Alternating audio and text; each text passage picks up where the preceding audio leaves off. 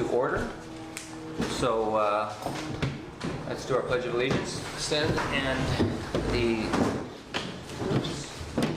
I pledge allegiance to the flag of the United States of America and to the republic for which it stands, one nation, under God, indivisible, with liberty and justice for all. Good, with feeling. Way to go. Way to go, Murph. All right, so we'll begin the Wednesday, August 13th, 2023 meeting of the Marine and Environmental Resource Task Force Advisory Board at the Mound House with a roll call. Rose Larkin, present. Mary Rose Valletta, present. Robert Howell, present. Wendy D. Gaetano, present. Jennifer Rusk, present. Steve Johnson, present. Bill Veach, Council Liaison, present. Excellent. And we have an excused absence for Doc Fossum. So, let's... Where is he now? Do we know? I don't know. I got... I think Pennsylvania. Oh, just something mundane like Pennsylvania. Exotic Pennsylvania. Wait a minute. You're from That's what I thought. Pennsylvania. You suggesting you're mundane? That's what Oh dear. All right. So, excuse absence for Doc Fossum. And we shall continue on. So, we did the roll call. Let's approve the agenda. Other than the dates not correct. Of the agenda. Is that correct? So I just read that incorrectly. So it's August... Oh. September 13th. September 13th, yeah, so that's a clarification there, that the agenda is incorrect. Should be September 13th. And also, I had noticed that staff update was missing again from the agenda after we had requested it and had received it last time. I don't know what... Austin, were you provided any type of a staff update or anything for the Yeah, meeting? I do have a staff report if that's what you are looking for. Wonderful, okay, usually we like to... So that is part of the agenda. I don't think there needs to be a motion since he said it's going to be included. So is there a motion to approve the agenda? So moved. I second. All right, so motion by Mary Rose Valletta, second by Wendy D. Gaetano. All in favor? Aye. Any opposed? Hearing none. Motion is unanimously approved. 6-0. And approval of previous meeting minutes. So, you all received the last 3 copies. We do. Fortunately, mine were on my computer and I highlighted the changes that were required, and I don't have a copy here, but... You may have mine, because the only thing on the July 12th, the only thing I saw was a minor typo. Okay. But all the rest are here, that's 3 of them. Yeah, so these can be originals to sign.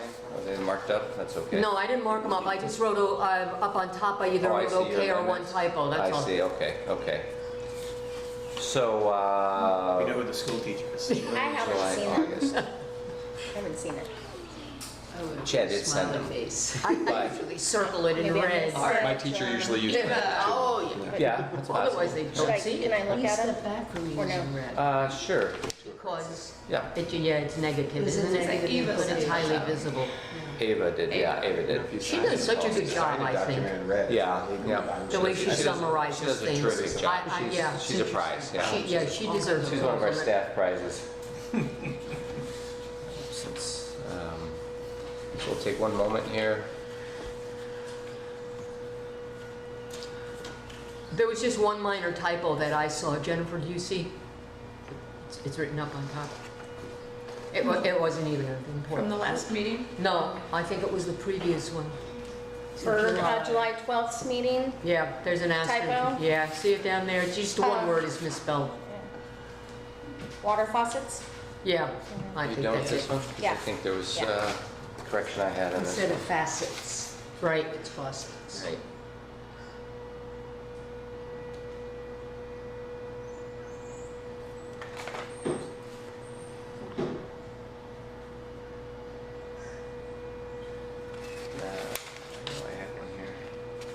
I did compare them with my notes. They seemed rather Yeah, quite here's the accurate. one I have. Did you find something?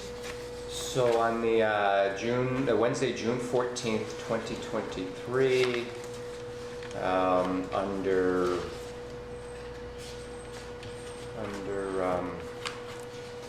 council report update, it says Chair Johnson stated that a multifamily dock ordinance was out of our scope. I said that it was something that we would be actually willing to look into.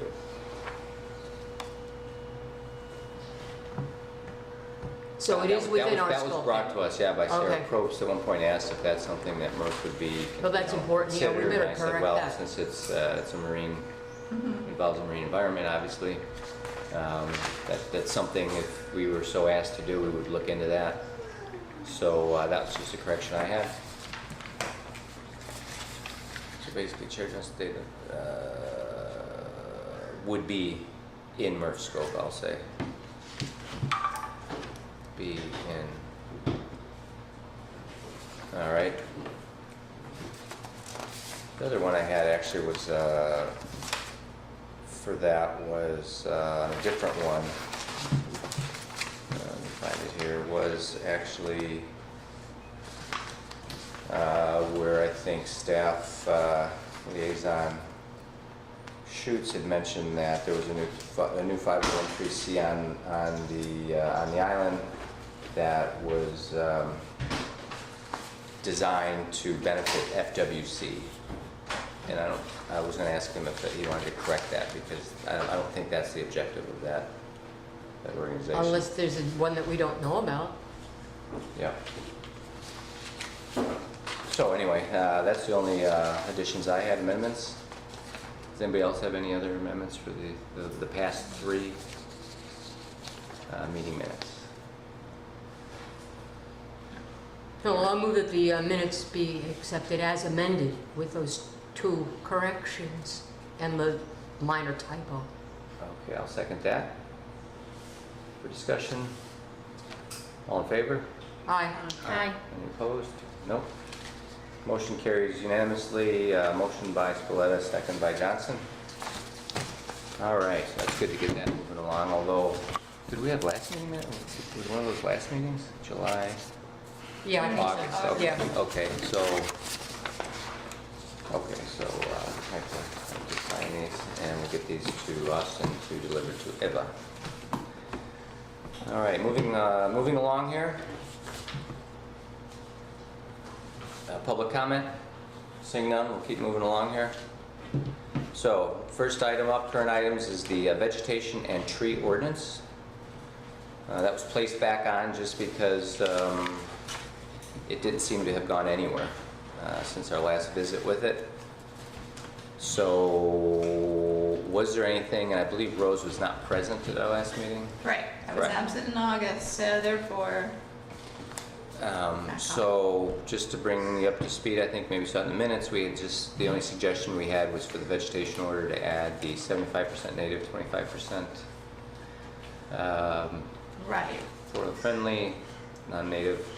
And you made that recommendation, and I believe that was mentioned at the management and planning meeting. Okay, But then, see, it's vegetation/tree ordinance, there's 2 ordinances. mhm, And the first, and what was presented. That's be 3, because we also have the water. One, right. water one, yeah. But the water one is kind of kind of- countywide, and we're just kind it's of a model adding that ordinance. on, and that's kind of a wash. But there's 2 separate ordinances dealing with vegetation, and still kind of have not dealt with both of them.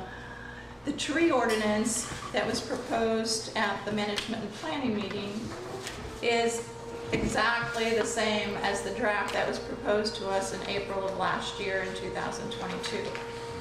And when that was proposed and we reviewed it, I had written notes on that. I didn't see any of those changes being accepted, just things that had been left out or things that were good that were added in. So since April of last year, that tree protection draft is exactly the same. So it didn't reflect the updates that we had provided staff, It reflected some of the updates that were provided, yes, but not all of them, you're saying? but not all of them. Okay, And then there's the vegetation piece that's separate. And the vegetation piece is on that open space buffering and landscaping, and a large part of that deals with commercial property. But it also has comments in there about for single and residential buildings. So it also incorporates just regular residential property in it. And so that has not been revised or edited or updated at all since we did the original proposals back in January of 2022. January of 2022. And at the meeting in July, in the meeting minutes, it was actually recorded that Chair Johnson was discussing this timeline that we had gone through of how this whole thing had progressed over the last several years. And he suggested tabling it to this last meeting to review and vote on final recommendations. And then the project manager was going to resend the tree and vegetation ordinances, plural, to MERC members. And he failed to do that. And while I was on vacation, I sent him a reminder that he had not sent out the vegetation ordinance to people. And I had said that I was visiting numerous or several national parks, and that I had very limited cell phone and internet service. And so I had asked him to send out the open space buffering and landscaping ordinance to all of you, and his reply was, like I said before, we all have a lot on our plate. This is quote, "Please help staff and attach what you would like to send to the other members. The ordinance is a public document accessible to everyone regardless. Have a great vacation." So that was his response, and so he never sent it to you, and I have very limited internet, and it was like, that message was from, oh gosh, the 7th, and you guys were meeting on the 9th. So you didn't get it, and it still hasn't been addressed. And a lot of the recommendations that we had made dealt with both the tree protection ordinance and the vegetation ordinance. So I don't know what we want to do with that.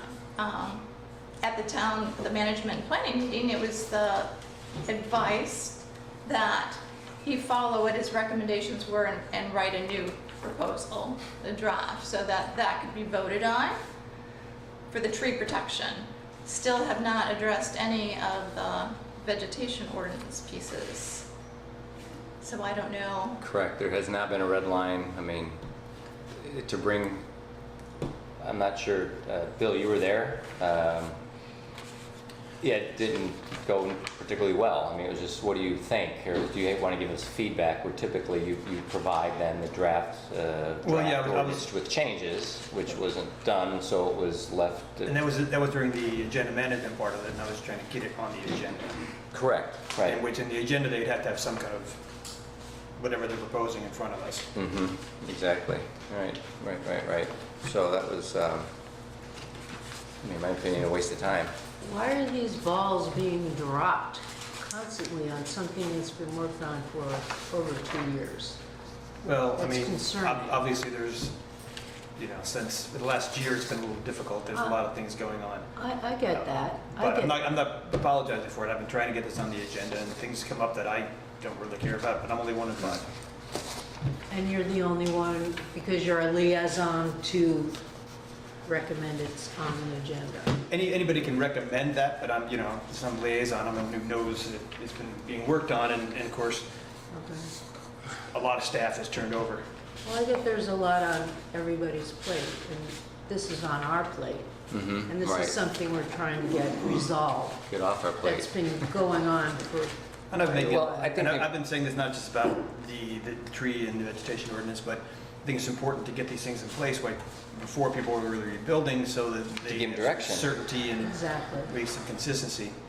exactly. So they came at us about the sunshine law not too long ago, and we're trying to do everything we can to go through whoever we need to make sure the information is getting out to whoever it needs to go.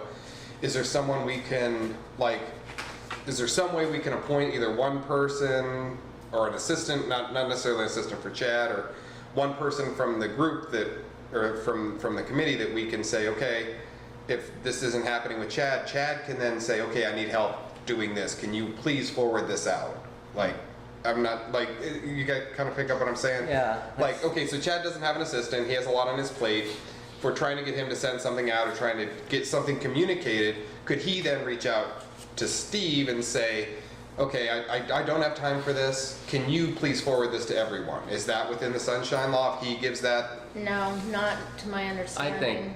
think basically the town has a policy that they don't want to be subjective about what is and isn't part of the sunshine law. It's basically, this is the hard line, you just don't talk. It's not what's allowable and what's not, it's just you just don't do it, so then it doesn't become subjective. It doesn't, it's, you know, then there's not even a case for it, so. But if the information isn't getting put out there, we can't Well, then the town do needs to anything with figure it. out how to That's what I- facilitate that, because Right. otherwise we're meeting, you know, it reduces our efficiency, our effectiveness, so. Not putting more on your plate, Bill, but would that be something that he could say, can you forward this? Since you're not technically on the committee. I mean, even if it would just like, Well, here's the an thing, email. the thing is, well, Bill doesn't have enough going on. no, but you can't, I can't relay. Right. Even though Okay. I'm not part of the committee, I can't, That's what I was getting tell at. Mary Rose. Daisy this is chain, what, you know, relay. Steve said or Yeah. something. I'm just trying to find some way that when he's overwhelmed and we have information that's out there that we need, but we can't get it because we're not allowed to tell each other. If he's not able or willing to do it, who is? Who can be? Yeah, But the problem also is the time factor. This draft is the same from April of last year, and it's now over a year. Basically To go wasn't back and updated. go through it all again, I mean, what's missing are updates, I think. even is for me, the point. it takes a lot to go back through it again. So there's that wasted time of just starting something and not finishing it in a timely manner. And then having to go back and start over again. I'm trying to remember where you And were. everybody, yeah, and then everybody that brings it up is like, okay, we start over again. And it's like, you don't need to keep starting over, you just need to start and, Is there someone else at City Hall that we can, when we want to give something to everyone, that we could just forward right to them, that they just forward Yeah, the email? you can't direct staff. Okay. Yeah, Okay. yeah. This is my ignorance, I'm sorry, I'm just trying to find someone or some way that if it's, like, if I have a piece of paper that I want everyone to see, I can't email it to you guys, I send it to Chad, and then I hope he does it, but if not, is there anyone else that could, is Yeah, my It question. hasn't been effective for our group, basically, is maybe what the point we're gonna make, That's not- that process is not working for us right now. and it's unfortunate because we really can't even talk about the other vegetation ordinance today because nobody has it for well over a year and a half or more. Well, what do you want to talk about, because you've already made your Right, we've already made changes. it, yes. We don't need to open up a can of worms. Right, Okay, what would be yeah. nice is actually to see, you know, the normal process obviously is that our recommendations are incorporated or, incorporated into the ordinance, redlined, right, obviously updated, and that's then presented to the council to accept, modify, delete, whatever they want to do with it.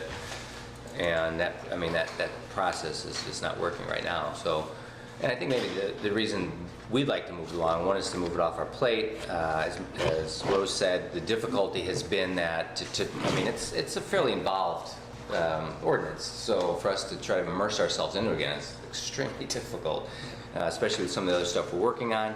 But also, to your point, Councilman, the town needs it. I mean, they want direction on landscaping.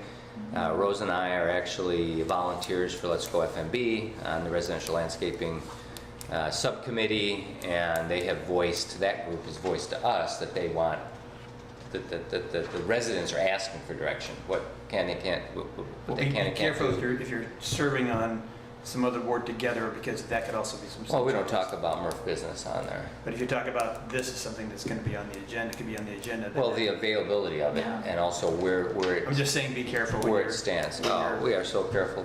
Yeah, I mean, that's our, I've shared stuff from That's the Rose Careful Florida Larkin Native over Plant there. Society, Master Garden Volunteers Information, and the Estero Island Garden Club. That's my, representation. I'm a resident. yes. So anyway, just to maybe reinforce the fact that we'd like to move it along. So let's move it along as it is. So I guess at this point, it remains on the agenda until we see that red line draft with all the content we've provided, we've submitted, and that's ready to go to town council for And that was review. mentioned at the Management and Planning Committee, that there was some confusion before about there was a vegetation ordinance and also a tree ordinance. A lot of people didn't know there was two, and after the meeting with the Management and Planning session, I I watched that and I watched part of it twice. It was like, I think there's still confusion because they kept asking, are you done with your items? And it was like, yes, I'm done. But the vegetation ordinance was never discussed. It's just all been the tree protection ordinance. And I'm still not sure that the town council, all members of the town council realize that there's another whole piece to this. That's possible. I thought I mentioned the separate ordinances, but I'm going to meet with the town manager later this afternoon. I'll bring it up. Excellent, thank you. Anything else on vegetation? I actually have something on vegetation. It doesn't necessarily have to do with the ordinances, but I was, someone had reached out to me from the Native Society and discussing donating plants to METRF to give a plant away to residents to inspire them to start planting. And I have to admit, a couple days ago, someone had given me a beautiful native plant, and I haven't had a chance to do anything in my yard because I've been busy, working on the house. And it gave me such inspiration. It made me so incredibly happy. Chris and I are going next week to go buy some plants and get going on our backyard and spruce it up. And that leads me to after Idalia, I had lots of neighbors that actually did a lot of planting in their yard, and a lot of it was not Florida friendly, not native. And when Idalia came up and flooded our street, it killed all their plants. And they came to me and said, don't you have a guide or something for native plants? And I was giving them away like crazy on my street because my point, I kept talking to them about it, but I think when they visually saw all their plants that they had just planted killed and destroyed, that's a lot of money they spent on landscaping. And I said, well, I told you so. I was like, it was sort of a told you so moment. And I said, well, if you plant native, they have a better chance in surviving our floods. Yeah, And if they're established. I had some neighbors that had native if they're plants. established, but you have a better, chance of making it. That tide really was destructive, And we took it, like we had an experiment in our yard in the buttonwoods, Silver buttonwoods. especially the silver. They showed no sign of salt spray. Next thing is just died. And the green buttonwoods, a little bit of around the fringe, but they got a good blast. We had 50-mile-an-hour onshore winds for like 2 days. And they ended. That's the saltwater. Yeah, saltwater inundations. So it was actually Randa who contacted me, and they were thinking, well, you could ask for a donation to go towards METRF, in exchange for a plant, but I don't think we want to deal with money at a pop-up. I'll tell you what I'm thinking. For the market, the thing to do is to get the contact from the booth that was selling plants and source them native plants and then give them write-ups on it. That's Maybe great. they can even arrange it so that the plant booth is next door to METRF. And I still don't know because That way you're not dealing with money. right. You're not competing with her. Right, that's a good idea, because, correct, I did have the head of the market say that they didn't want us to, compete with her, and I don't think giving one plant per person or for free, in fact, I think it would, again, inspire them to go want to buy more plants, so anyhow, that was my 2 cents on vegetation. I wonder if that could be like with the Arbor Day giveaway, tree giveaway, that was 2 years ago. If plants could be in a specific location, I don't want to say here because I don't have approval for that, but in a central location or town hall, and people could come and get a plant. Right, yeah, that would be good too. And then maybe we just display the plants during the pop-up and let them know they can go and pick it up from a town source area. Did they give you a number, Jen? So it hasn't, I'm not sure if it's gone to the board yet. It still needed to be approved by the board, but the consensus was that pretty much it probably would be approved because Yeah, I don't see why not. their whole, reason for it is to get people to get plants in the ground. So I think they understand our need down here. They understand that we need plants and we need that vegetation. It's day and night. If you go off island and you're driving around neighborhoods, it's, you know, wow, greenery, wow, a tree, a plant, you know? Yeah. And then you drive around here and we're obviously lacking greenery. So I think it would be well received with the town to be able to have a free plant. And Is there a substantial number of plants they're willing to give away? I don't know yet. It has to be approved by the board, and then I'm sure they'll contact I me see. and then let me know what they have decided on providing us. Okay, thanks. And that was the native plant. Society. Society, yeah, which, They're good people. I think you're active in that society, aren't you, Councilman Beach? I am an assistant. Assistant to them. Okay, But do we all agree that would be a great idea? absolutely. Great idea. Yeah. I would concur. I like that. Okay, so any other topics for vegetation and tree ordinance outside of what we discussed? Hearing none, we'll move on to the next agenda item, which is residential canals. We decided to put this on due to the flood of people coming in, public comment, our last meeting, and their situation that's occurring down behind, I guess it's the Beach Theater, is that correct? The two All canals? right, that's the first one. The first one. Well, it's the first, but I'm sure if it goes through, there will be others. Right. So we decided to put it on here to determine what METRF, how it might apply to METRF, or how we can be of assistance as a METRF organization, not just necessarily as residents. Who manages the canals on Fort Myers Beach? It's the water? It varies. No, there's no like entity that really controls them. Some of the canals are privately owned, These two. some are publicly owned. There's a mishmash of things, but there's no set, it's just in the town jurisdiction. But they're talking about maybe coming up with with like a taxing district or you know, everybody who's on the canal together pays for the maintenance of the canals. Okay. Dredging, but Who theoretically owns it? Is it the Well, town's property? It's like a right of way. you have to look at the plat. Oh, it's like a You street. have to look at the plat. You own, I believe, Some are private. in some cases, 25% out from the width of the canal as your buildable. Now, I don't know if you actually own that, but that's usually, if you put a dock up, you get 25% of the width. The opposite side gets 25%, and the center is 50% for boats, for travel. So I think their Well- issue, though, was it's a residential canal. Exactly. Historically, it has been. And what's been the proposal is that becomes a commercial canal with commercial boat traffic using it as a depot at the end of their canal. And they had concerns of size, of disturbances and things like that. So But my thought on this is, if the subject is, or if the question is a subject, is it a subject for METRF to tackle? Right. And I do believe, in my personal opinion, it is, because the more traffic, boat traffic you have up and down canals that aren't residents is causing erosion. And I'm not, erosion, so that is a METRF, something METRF should, you know, keep an eye on. It also is more traffic in those little canals where we have manatees, wildlife living. So I personally think it should be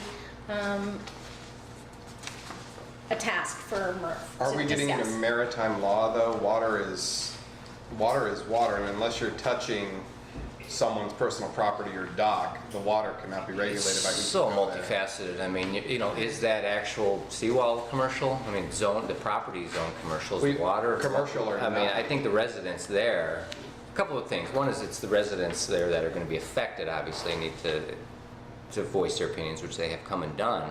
But certainly anybody that has any kind of open property at the end of their canal that can potentially be used again as a depot. I mean, you can imagine, you know, Fort Myers Beach theme park, right? Right. Let's just run our boats over and park and let people run across to the beach and come back at 10 o'clock at night screaming and hollering. And I'm not disagreeing with what Jen said. I'm just simply saying that if it's water and if it's navigable, as long as you're not touching someone's private property, anybody can go there. right. Have we looked into the plat of that canal to see? No, that's not, I haven't. I, you know, recommended to the residents that they have to see who owns actually the bottom, canal bottom right there. But Aren't we talking about 2 canals too, not just the one where There's the two. It's like a U shape. theater was? Isn't there another one where Charlie's? Wasn't there some there's two, yeah, where they the, wanted at to develop Charlie's as that? well, exactly, right, Yeah. right. And So they're there's both, two there. they're I think both right at next- the end of residential streets that are fully, Yeah, Becky lived Weber in. lives at the end of the canal in the bay, with one canal on either side of her. Right. So that's why she was here, yeah. right. They're very narrow.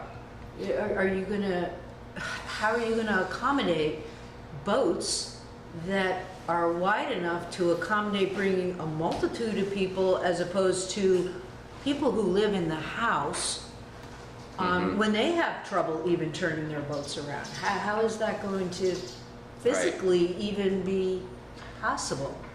Well, the Yeah. canal behind Charlie's was very shallow, because I remember dining there and looking down, and Oh, it's a yeah. very shallow canal. I mean, unless they're coming in by kayak or canoe. Or they dredge For it some because there are water depth requirements, I think, for, you know, it's interesting because I know Lee County Comp Plan has a lot to say about commercial, you know, what's considered commercial commercial marina versus residential docks, and there's requirements.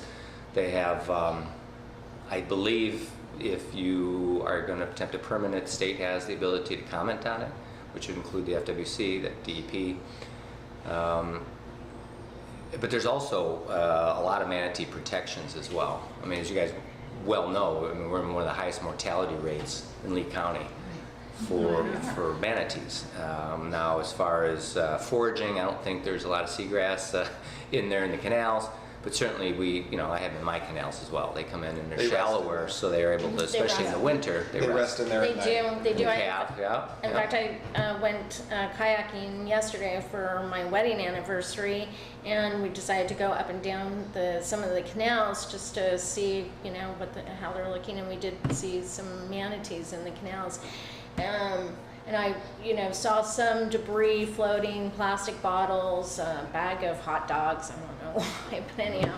And so we did some cleanup, but there are manatees in the canals. Without question, yeah. There's a little bit of seagrass in Matanzas Pass, so at nighttime or if the babies are resting, mom will go out, but they leave babies in the canals. And they'll rest in the canals at night because it's safe and quiet. Yeah, yeah. Well, we've actually looked in those specific canals because I volunteer for my wife and I actually for the marine mammal, as you do, Rob. And we've actually had to locate an injured, manatee in those canals. As we looked through those canals, there was one in there. So, Talk about tight There's for a also rescue. oh yeah. Oh, There's yeah. also the question of the mangroves that were removed, and my understanding is that that still is in process of litigation, and those mangroves might have to be replaced. I believe they That's will. a They possible actually outcome. tore out some from town properties, my understanding. So those do need to be mitigated. So they need to replant those, I believe, and So that has to be considered before they would think about right. lowering boats Well, in some of there. that is there's a permit for a seawall there, literally replacing the mangroves. So I don't know. Do you know anything more about this? That As it in front of it, there's mangroves, scattered sort of to bring back some of the mangroves. I'm not sure what it is. It's very complicated, isn't it? Well, as a resident, yeah. I mean, you've lost that buffer. You've Right. lost a lot because that is close to Estero Boulevard. Let's face it. I mean, that's a parking lot width to the canal. That's right. Certainly at both of those locations, I'd say. So, so as it applies to the METRF advisory board, I'm not sure where we would move forward with it outside of researching what's required. I mean, who has authority, That's what really the sort of town. protections. Right, that's the town. The town is going to have to see, who legally owns and what they're entitled to as a result of owning it. But I think we can make a recommendation that nothing should be changed that will alter the quiet and the singular use, which has been for those immediate property owners. But our hands are tied by what Yeah, that's the legal options are. Right. We should just encourage the folks that are directly affected by this to just have their voices heard at meetings, I would That say. too. Right, well, but also maybe to get Mm-hmm. other residents, because if it starts there, where does it end? Like I said, Exactly.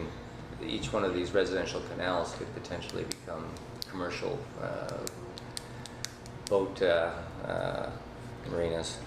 Well, why is that one specifically what they want to use? Because the one right next to it has a larger turnaround in it, like the other, I'm looking at it from satellite, and the next two canals going south on Estero, they have big turnarounds for commercial traffic that could use easier.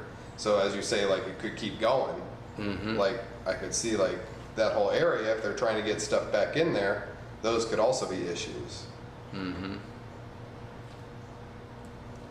It's a conundrum. Right, There's so many properties that are vacant that were residential at the end of canals.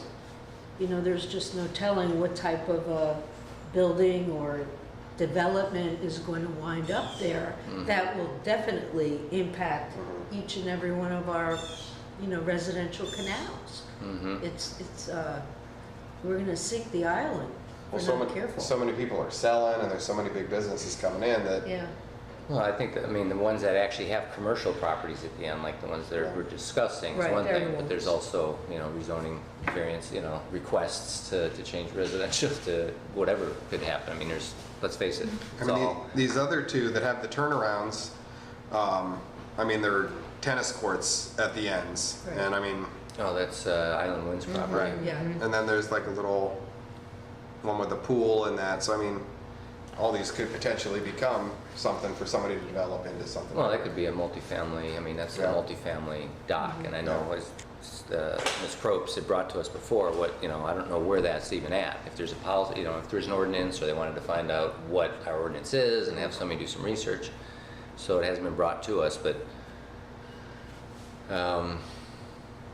Yeah. So it's a big gray area. Get voted. You don't have So- anything on the island that is No, in but the- charge of an ordinance, a statute, whatever, that guides everybody on the canals and who maintains, isn't the state of Florida It's the one Coast that Guard, came isn't it? through Coast Guard does that. and maintain, that's the WICND, right? Well, like there's, For Laguna some will Shores. maintain like the main channels, the navigation channels, but that doesn't include canals. Mhm. because I know So that's what after the dredging up Ian, pretends past now. Yeah, that's Well, what they're doing that because it's a navigation channel. after Ian, it was the state that came through and cleared our canal, which is enclosed. We have mangroves that grew over the end, and we have the most beautiful canal Mhm. on the whole island, Mhm. because it's no boats, Mhm. occasional paddleboard and kayak and the manatees. Hmm. A lot of people don't get to enjoy that, and that's sad. Right. That woman that was here last month said she just loves the serenity of her Mhm. putting Nadine, on yeah. our canal. Right. The Beach Theater has requested the okay to put those boat slips in, right? Isn't that in front of council? Sounds like they're It's one moving of the- forward. I haven't seen it come in. You haven't seen it? I haven't got the next agenda. So is it just a rumor that they have applied, or? Well, it's like, Hey. all these developments you hear about, none of those have gone through council.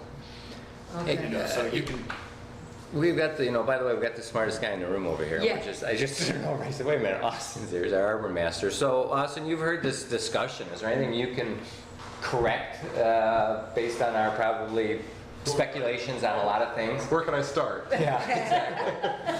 Yeah, what would you like to know about? Well, so regulatory, who's responsible for canals from a regulatory standpoint? What part of the canal are you referring to?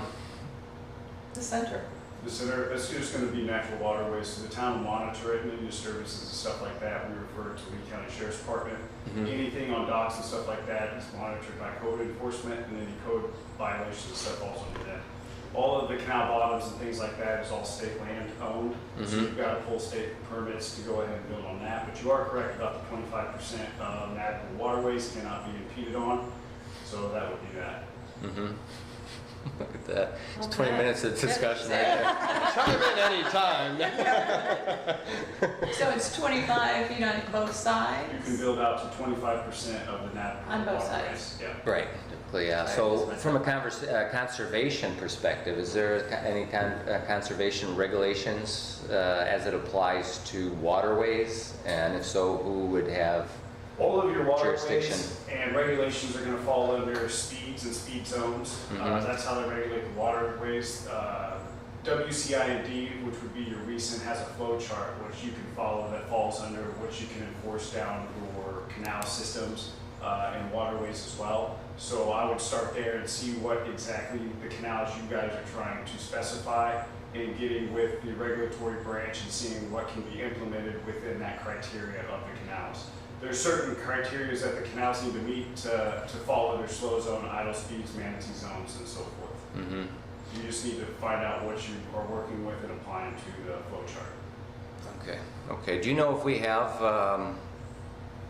is that part of our comp plan? Do we have land development codes that direct or provide direction for docks and for, similar to, I mentioned earlier about the Lee County's comp plan, which is pretty, It's all going to fall under planning and zoning. okay. So that's just, that goes through the permitting cycle, just like any other building, and then it has to go through the approval from the state and DEP for approval. Okay, so that's where the state, the FDEP probably Yeah. brings in all probably the manatee protections and environmental or wildlife Yeah. aspects of it. Okay. Can I ask you a question? When the state came to clear out the canals, did they dredge them when they did that? No, there's no dredging. We're in the process of doing dredging measurements now, so we're Okay. trying to get justification for dredging. For debris and what have you? just to turn it level over? or deepen the canals for navigable Okay. purposes. Yeah, because a lot of sediment washing those canals as well. Oh, yeah. that's- But it is like at tens of millions of dollars. There's still a lot of stuff And at the bottom of furniture ours, and I can tell you. houses and I mean, we were at the end of the bodies. mosquito district, so they were, I saw barges for the last 6 months or whatever it was. And, which, by the way, they pulled out right before the storm. Was that as a precaution of the storm, or were they complete? Do you know? They were coming to a head, so I think it was kind of a coincidence of them pulling out with the storm on its way. Okay, okay. I assume maybe they packed up and headed to the bend area. But yeah, we were getting notifications to anything that needed to be noted and turned over, please get it in immediately. So they are planning on pulling out, and I think that time has come and gone. Okay, okay. Do you know that some of the canals that they were operating in, when they were dumping, when they were emptying the barges into the trucks, 95% would make it to the trucks, the other 5 would come out. So some of those that they were actually working in are pretty still heavily congested with underwater debris. So I had hoped that maybe they would go through and actually help clean those waterways up that they were using as depots prior to them leaving. We have requested side scans to be done as well, so we can locate any large pieces that have been left behind, so we can go ahead and get a plan to remove that stuff. We have been getting calls from residents about dock debris and debris like that, so we are working with code and things like that to see what falls on the homeowner's responsibilities and then what falls on the town as far as dock debris and things like that. Yeah, but I guess I'm pointing specifically at that items that weren't there after the storm. I mean, a lot of it I think is mangroves. At one point they were taking out a lot of dead mangroves, Okay. and a lot of that seemed to have had settled in. Yeah, we've had staff go through and try to identify any large pieces, and then we are relying a lot on the residents, but we have requested side scans to be done to locate anything in our waters that can be Potentially. removed. Yeah. Okay, that'd be I don't dangerous. have a time frame on when that's going to be done, but we have requested it with an engineering firm. Right, gotcha. Right guy, right place, right time, right? Yes, Thank you. I actually Austin. have a question in regards to, Bird Island, right past Matanzas Bridge. Yeah, of course. Does the town have access? Can the town go on that island, or is that the That's a county? no-touch island. No humans are in contact with that. Even because we were kayaking around there and it is filled with garbage. Yeah, it's just a no-contact island. FWC monitors that island. They do bird counts. They're well aware of the situation that's going on that island. Okay. What I would suggest is contacting the aquatic preserve, who does monitor that, and Astera Aquatic Preserve, and they can probably get you some answers going forward with that. Yeah. Thank good. you. Do you know if they're back in their office over there next to Benita Bill's? I just met with them, and I do not believe they're back in their office. It slips my mind where they said they're stationed at this point, but I do run into them weekly, so I'll get some information, see if I can relay it to you. It's a All right. sterile That'd be great. Aquatic- Estero Bay Aquatic Aquatic reserve. Aquatic Reserve, right?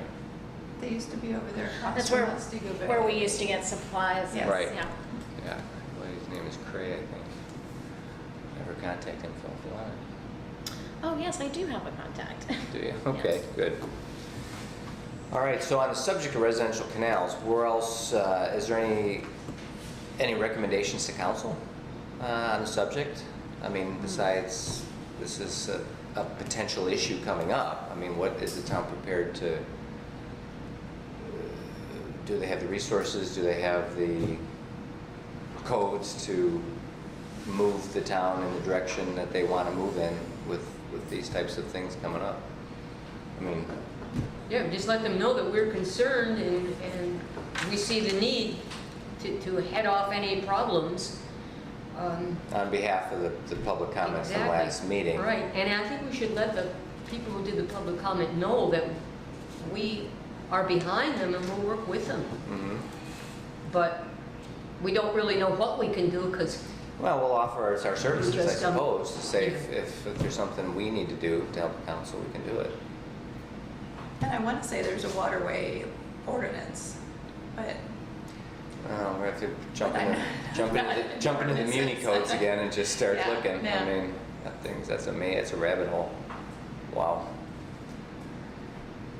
so I agree, we should support the residents. I in think that. we should at least let them know that we We heard them we loud and empathize with their clear. concerns. We hear their, and Sure. we're pursuing.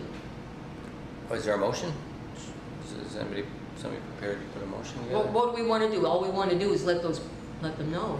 Well, let them know that there's this concern that exists, and obviously they can go to public comment as well. I think at a town council meeting, let their voice be heard as well. But I guess offer, like I said, identify that it's a concern, and that if they find during this process that some of it falls into the MERF venue, we'd be happy to work on it. So if Murph went to town council and told the town council of our concerns and the residents' concerns, and advise them to put it on an agenda, or? I don't know if we could do that yet. Have some way where they can specifically articulate their concern, like the specific problem. Because Yeah. like, there's a lot of overarching things we're talking about, but like a specific, like what is it that you're worried about and what is it that you feel like could be done when they come talk? All right, try this. We've become aware and emphasized with beach residents who have expressed concerns with canal, I can't read my own writing, canal development.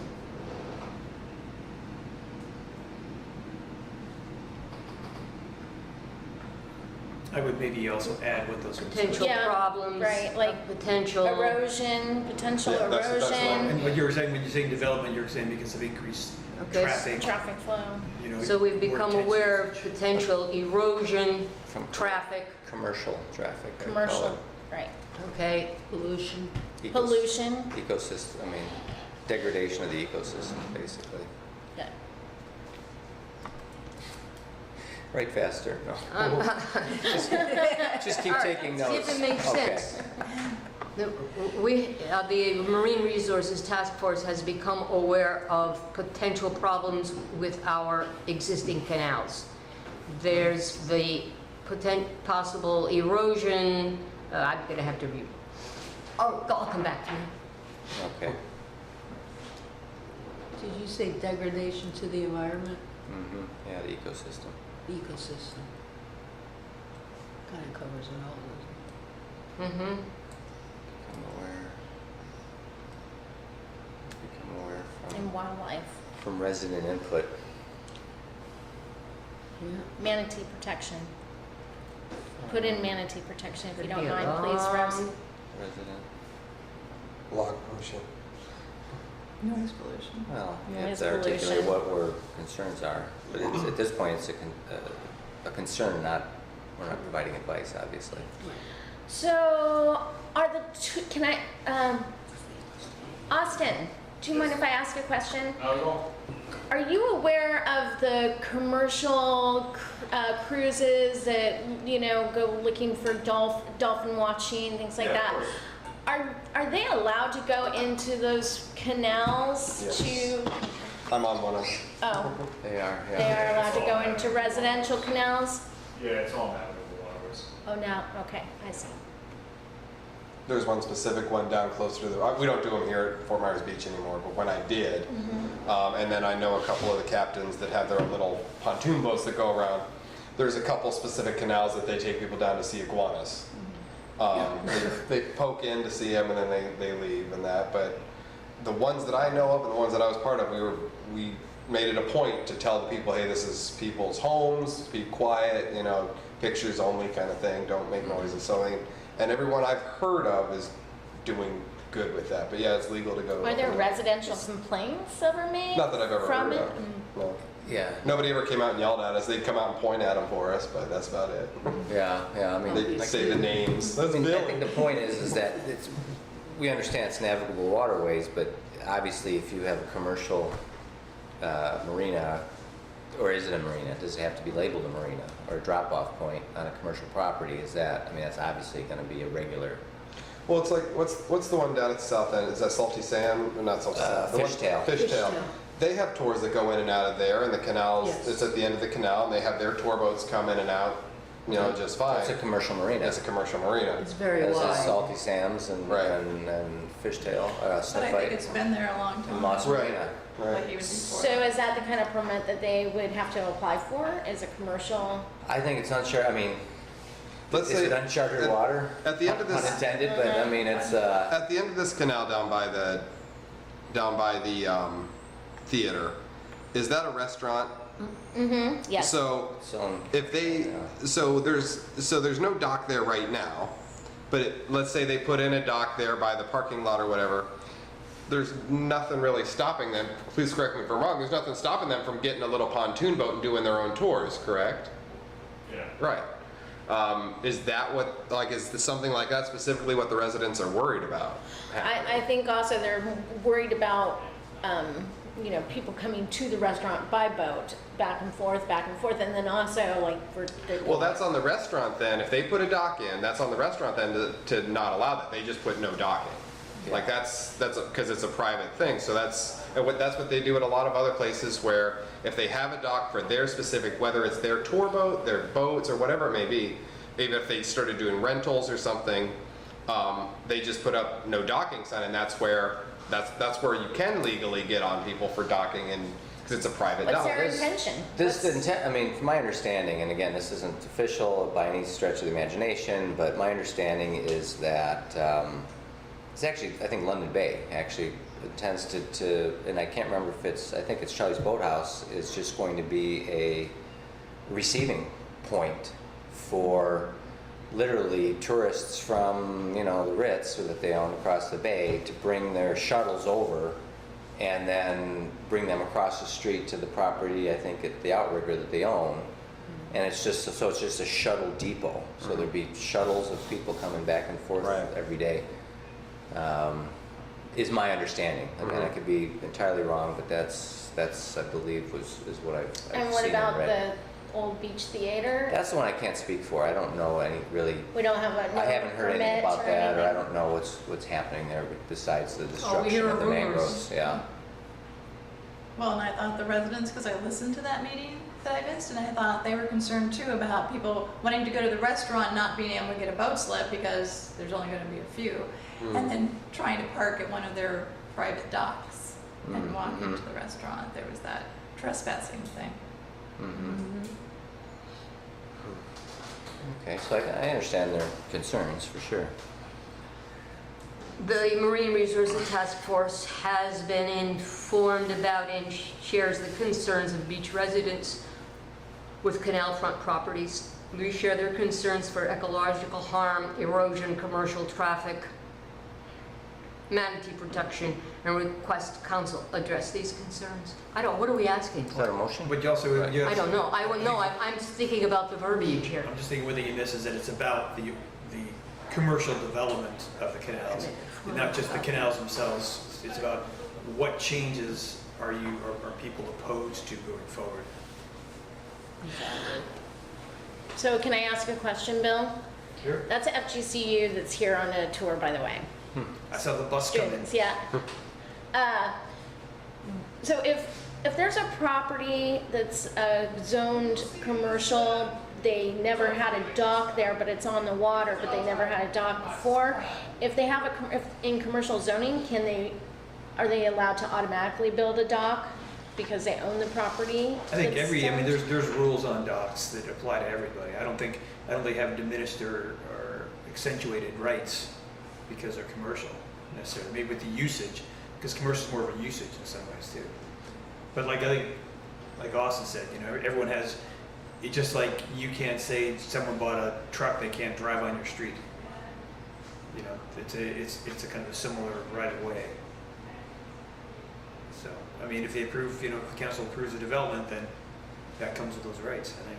But does it? Yeah, so I guess that's what I know. I mean, just Unless because it's the property is zoned commercial, does that extend then into the waterway? Or is it just, I mean, again, we're not attorneys, we're not the land planners, we're not, I think we don't even I mean, touch. if they have commercial use of Can't their touch that. property, I would assume they'd have commercial use of the dock.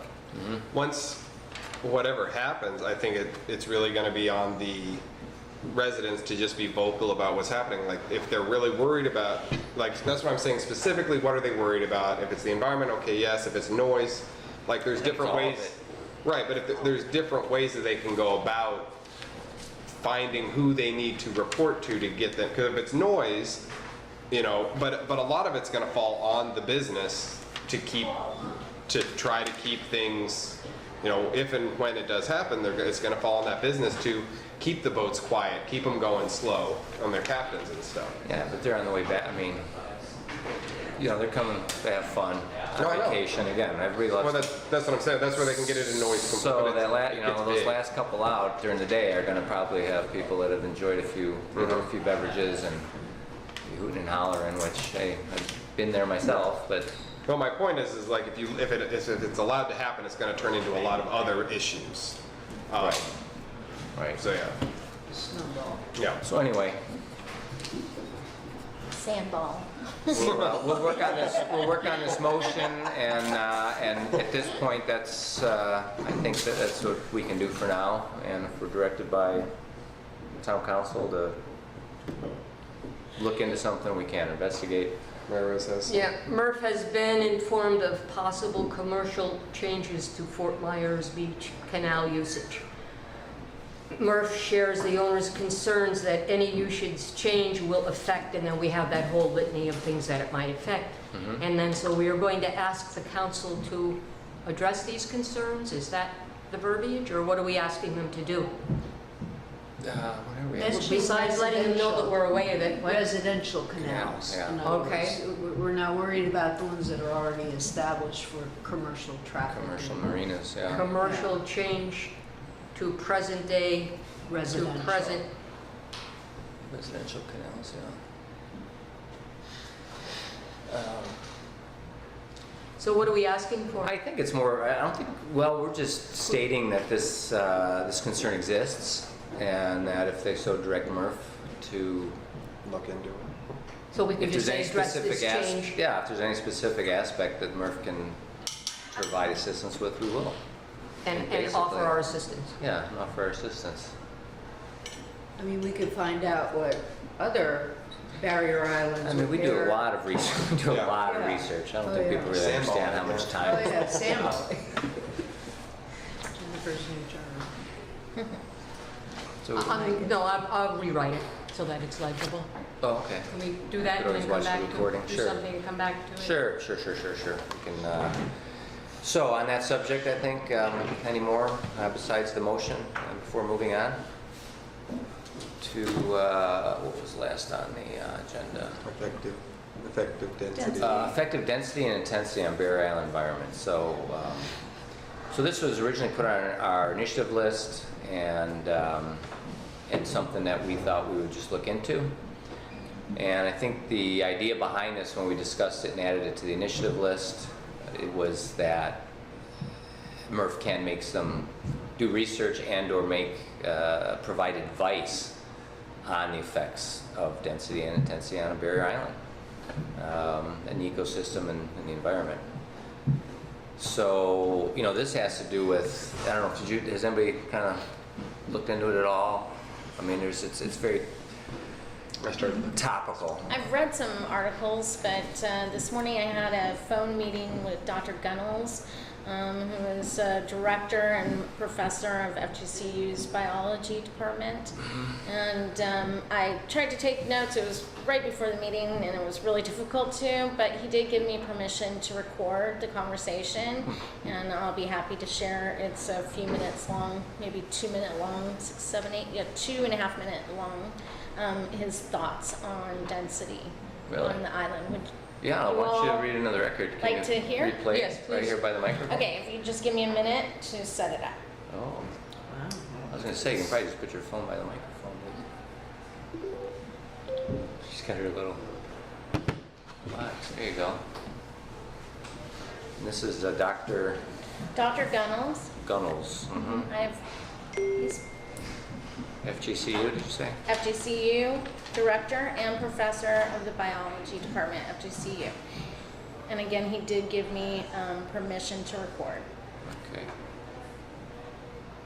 He also gave me his thoughts on boardwalks and walkovers, but that can be another meeting.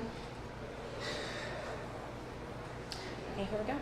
You had allowed me to record this conversation, and if you don't mind, just sort of, the question was, I wanted to know your thoughts on density as we move forward in rebuilding a sterile island.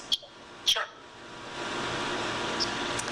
So density, so I think one of the things for Southwest Florida is the environment is a strong economic driver for why people come here and why people and spend money here and sort of support the overall economy. Density that allows people to integrate with that environment effectively so that there are open spaces and residential spaces and commercial spaces that are well integrated is actually probably a very smart choice. Density, that occupies all of the space and therefore puts nature right on the edge, right on sort of outside of human areas, ends up being problematic. For one, there's very little space left in the environment, which draws people in here. And two, it just creates a large impermeable surface that is not as resilient to the type of environmental disturbances we get in the form of like tides and hurricanes and storm surges. Kind of depends. If it's a way to keep people in small areas for more natural systems to integrate, that's fantastic. If it is just occupying all the available space, that's problematic for the environment, which is problematic for the economy. Good point. That's it. Okay. On density. Okay, well, he touched on a few things, and I've looked in a little bit, but so each of these requires more information, and unfortunately a lot of them are papers, and nowadays you just don't have access to them, you have to buy them and all that kind of stuff. So unless you have somebody that's in research and has, access to publications, which I do, I have to put that list together and get them. But, as he had mentioned, one of them is sheet flow. I mean, we've already had probably sheet flow, meaning water flow over the island. It's a contributor to pollution, let's face it. And since they've redone Sterile Boulevard, we've already recognized that that sheet flow that used to first percolate through the island, then go into the surrounding waterways, now directly goes to the stormwater outfalls and is dumped into the water, untreated per se by the land. So, and that's really more for pervious surfaces. As you decrease the amount of pervious surfaces, of course, it's you're increasing the pollution caused from the island. So, and again, as he had mentioned, economically, I mean, that's what we are, is water. So I think the town needs to be very careful with the fact of decreasing pervious surfaces, even to the point. I will tell you too that in the next M&P at the beginning of the month, I'm working. I hadn't actually arranged for earlier, but there's a group from the University of Florida called Fiber, and they're, I think I know the last one is like building environmental resilience. FIBER. FIBER, and hopefully I've secured through somebody a grant to help them help us with our planning going forward. But I just got to get it in front of council. Yeah. Okay. But there's all aspects from increased solid waste to, again, more automobiles, which means more petroleum products dripping from the cars, and with increased height, you've got changes in the breeze patterns and the wind that's actually effectively reaching your house if it's in the center of the island, and also the increased temperatures to heat absorption of structures. I mean, there's a lot of different things that change. Really, I would say the ecosystem, but also your quality of life. I mean, as you know, if there's not a breeze, it's hot. It can be very hot. But also shade. There's people who receive shade in certain areas that didn't before. So there, it's an all-encompassing agenda item, and I don't know if as we discussed, it's something we wanted to talk about. But are we in a position where we would actually like to go in and study some of these things in order to make sort of a comprehensive recommendation to council, just as to what effects there are, or do we leave it to the professionals like Fiber and others that can speak directly at it based on their education, their experience, and their insight. Would it be helpful maybe for us to, maybe as opposed to having us look into all these things, is actually too, like Bill has done, is to find content matter experts to come and certainly address the town council about those items. Because as Dr. Gunnell said, the economy is based on, people come here for kind of an island experience to include the shore, the water, the fishing, the manatees, the dolphins, the turtles. It's easy to make an iconic mural, and the first thing that's put together, the first image is the turtles, right? So, but is that just iconic, or is that actually a reality that is what the town actually represents? Because as you know, images have dolphins on them, and everybody likes to use those, but unless those are conserved, then does the town lose its identity and its Sure. to some degree its economy. Again, it's all based on economy. So There's also something, I read an article, I can't remember where I found it, but it had lists, it wasn't a local article, it was another Florida magazine. They had a story about, right over when you go over Matanzas Bridge, that property to the right, it was sold for I think it's called Harbor Marina. They're going to build a big, huge marina, a big building. across from Diversified on San Carlos Correct, Island, yeah. as you're heading off, yeah. Right. Yes. Gulf- Moss Marine. No, not No, Moss Gulfstream. No, it's Harbor something is what the Okay. name of the, it's going to be a marina, restaurants. It's the robotic, it's got the robotic boat lift, yeah. And the article had Gulf talked Star. about Gulf Star. not just so much the environment implications of building on water, but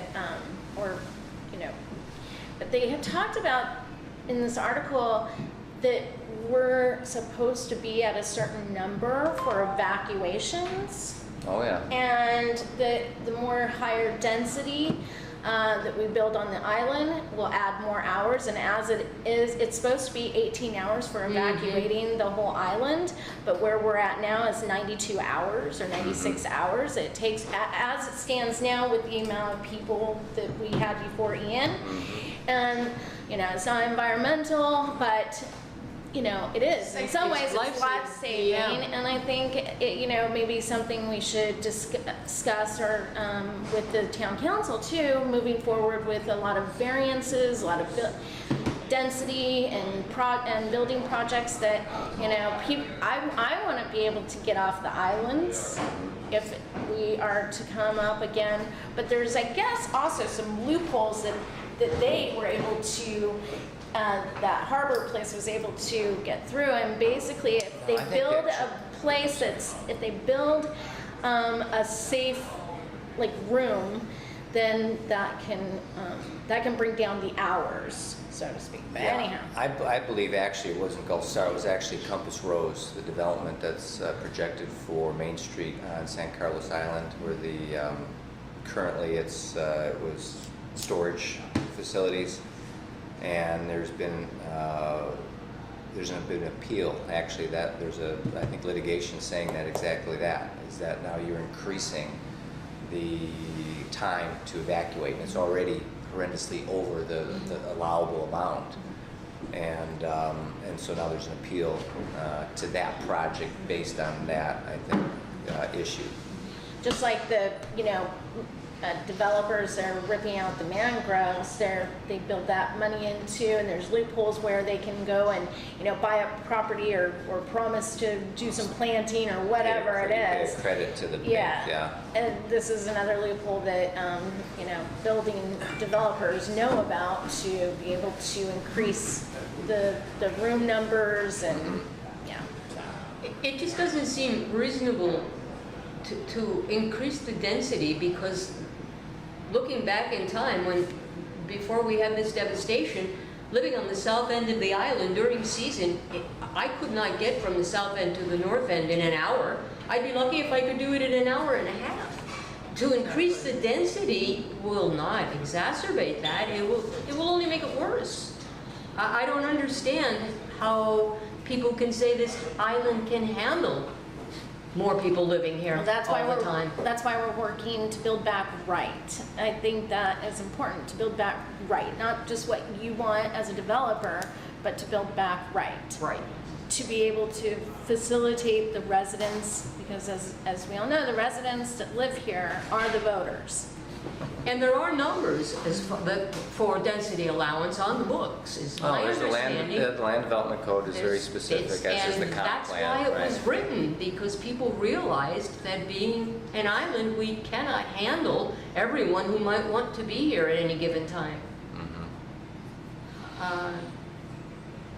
So on this agenda item, shall we, since it's just been introduced, we've discussed it a bit, shall we sort of table it then until the next continued meeting to discussion. continue it and allow everybody a little bit more time to look into them? I mean, a lot of the different aspects were brought up.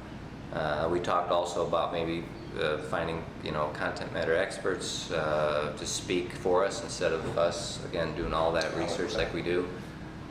Because I think there's an awful lot written on the subject.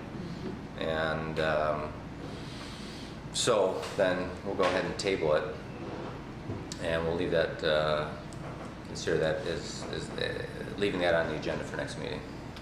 Okay. Do you there- want to try this verbiage again, or will Sure, let that me know would be when you're great. ready? You'll Yep. let me know if I'm all set. all right, let's see if you like this. I'm all set. The Marine Resources Task Force has been informed of possible changes regarding residential canals which would allow for commercial usage. Marine Resources Task Force shares owners' concerns that such commercial traffic would degrade the owner's property, harm wildlife, especially manatees, increase erosion, and is therefore not advised. We request council address this concern and offer any help we might provide. Additions, corrections. The Correct. part, I'm sorry. Go ahead. Can you read the last bit All from right. here again? All right, the Marine Resources Task Force shares the owner's concerns that such commercial traffic would degrade the owner's property, harm wildlife, namely manatees, increase erosion, and therefore is not advised. Okay, I thought it was said differently the first time. Go ahead, correct me. Oh, no, not- I don't mind. Not correct, I don't know. Rewrite.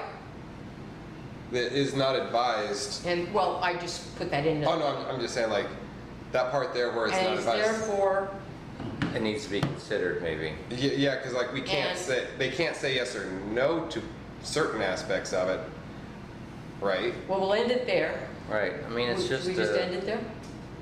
Yeah.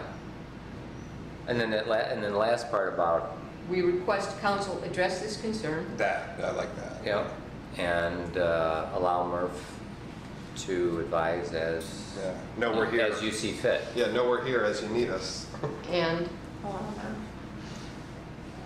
allow Murph what? To advise. As-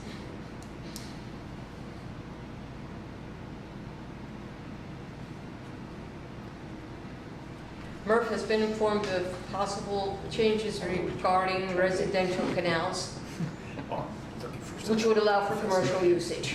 Murph shares the owner's concerns that such commercial traffic would degrade the owner's property, harm wildlife, especially manatees, and increase erosion.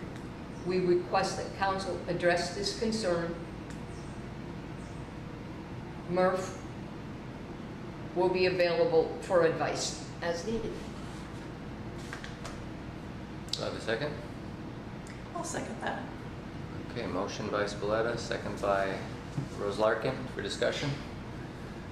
As normal, we discuss it before we write the motion. What else we need in there, Jen? I think it sounds good. I think it's just bringing the item up Yeah. to their, Put it in front. to let them know that this is a Exactly, that's concern. where we- And we heard the residents' concerns. Yeah. We'll let the residents know that we were listening because they were here. There were a number of them Absolutely, here. no, it's a Yeah. concern. Again, you know, outside of Murph, as a resident, I have a lot of feelings about it as well, but. Did this those is- residents go to council first, or did they come straight here? I think they started here, Okay. and I Yeah. would guess that they would voice it. I mean, not unlike Indian Shores Way, when they wanted to make that a commercial resident, you know, change that. Standing room only. Stand that resident, yeah, when they wanted to came change out. that residential canal into a commercial one with the mooring field, Yeah. they spoke out, so Yeah. they were in disagreement with it, so. So let's vote. All in favor? I All opposed? Hearing none. Motion passes unanimously, 6-0.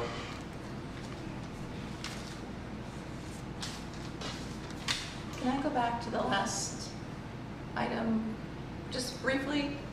If we're all going to possibly research information about density and intensity to a barrier island, do we want to like take pieces of that? Because we've discussed, you know, like the effects on, you know, wildlife and maybe sea turtle, you know, do Open different space. pieces of it so that we're all not looking and Mhm. duplicating the same thing. good idea. Mhm. So, Go back to those steering documents, that's what we need. Yeah, maybe I should have prepared one, but you didn't. we could just, Yeah, I mean, we can go down the list if you, I mean, if you want, if there's something, does somebody want to just say right now that that's something they'll look into? I'll specifically look into manatee and seagrass water quality. okay, I'll do Okay. vegetation. Okay. With You- density, like How it affects, how it how affects. it would affect. Yeah, I mean, when you say density, you're talking about building, development of open space. That's what I would call that, increasing.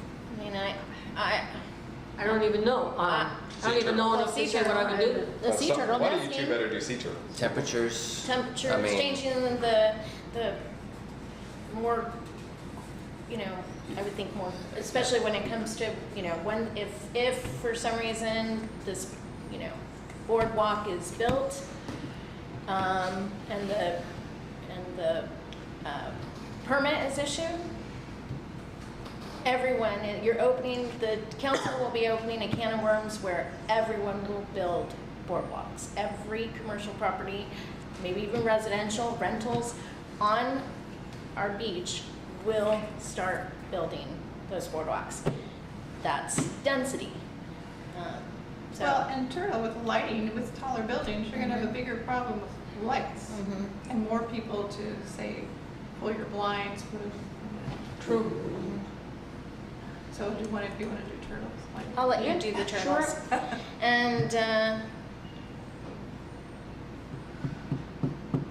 mean, well, you have water quality, so sheet flow and stuff you're talking about. And, I mean, I'll look at the effects of increased temperatures and heat absorption and just what it I is. thought the article was interesting. I can dig in a little bit more on finding out what I can about the amount of time it is to evacuate a barrier island. Mhm. That's important. Mm-hmm. That's really important. What's left? Well, there's economic factors of, Yeah, that's really. Well, the kinda what he economic- said. the whole tourist piece. Yeah, Okay. I feel like we should do a little devil's advocate, not just all the negatives. No, of Having course. some positive on it would be a good thing. well, but also Well, and it's, part of it too is if there's too the much, buildings go then in, it obscures the light from Estero Boulevard from the beach, because now one of the problems is there's nothing. you're making a nothing to- canyon, Yeah. You know, essentially. That's a good point. So you will block light on the beach. You'll also, built up the modern codes will be modern lighting codes. So, hopefully there'll be with some redevelopment that we're doing anyway, Yeah. there are some good things about it. But then, way to maybe couch that is to say, there are some good things as long as we conform to our lighting ordinances and Because the more density, the more people. And then what about our traffic? Our traffic will be Density. even worse. And then Our you people, get yeah. people going on to Facebook and saying, oh my God, it took me 3.5 hours just to get to the beach from Lee County. I'm a resident of Lee County and I want to go to the beach. I can't even get down there because there's so much traffic. Maybe I And want that's true now, or has been. Is anyone taking over traffic? You want to do traffic or do you want to? no, that unquestionably will be affected if you, Yeah. if you make more So when- accommodations and, yeah. It's That'll be an easy way to do huge. traffic. I Made a can't get standstill. my mind around. Oh, I mean, it already is, but can you imagine if we No, have I these can't. big resorts being built down here? It will be a nightmare. I liken it to like the analogy of like what's happening in the coral reefs right now. You see a picture of a beautiful coral reef, but then you zoom back and everything else is dead around it. That's kind of what's happening to some of our islands here, is where because there's not that many places to go, everybody's coming to one place, using all the resources, taking everything up. It's hard to move around, hard to find shelter, hard to find homes or places to stay.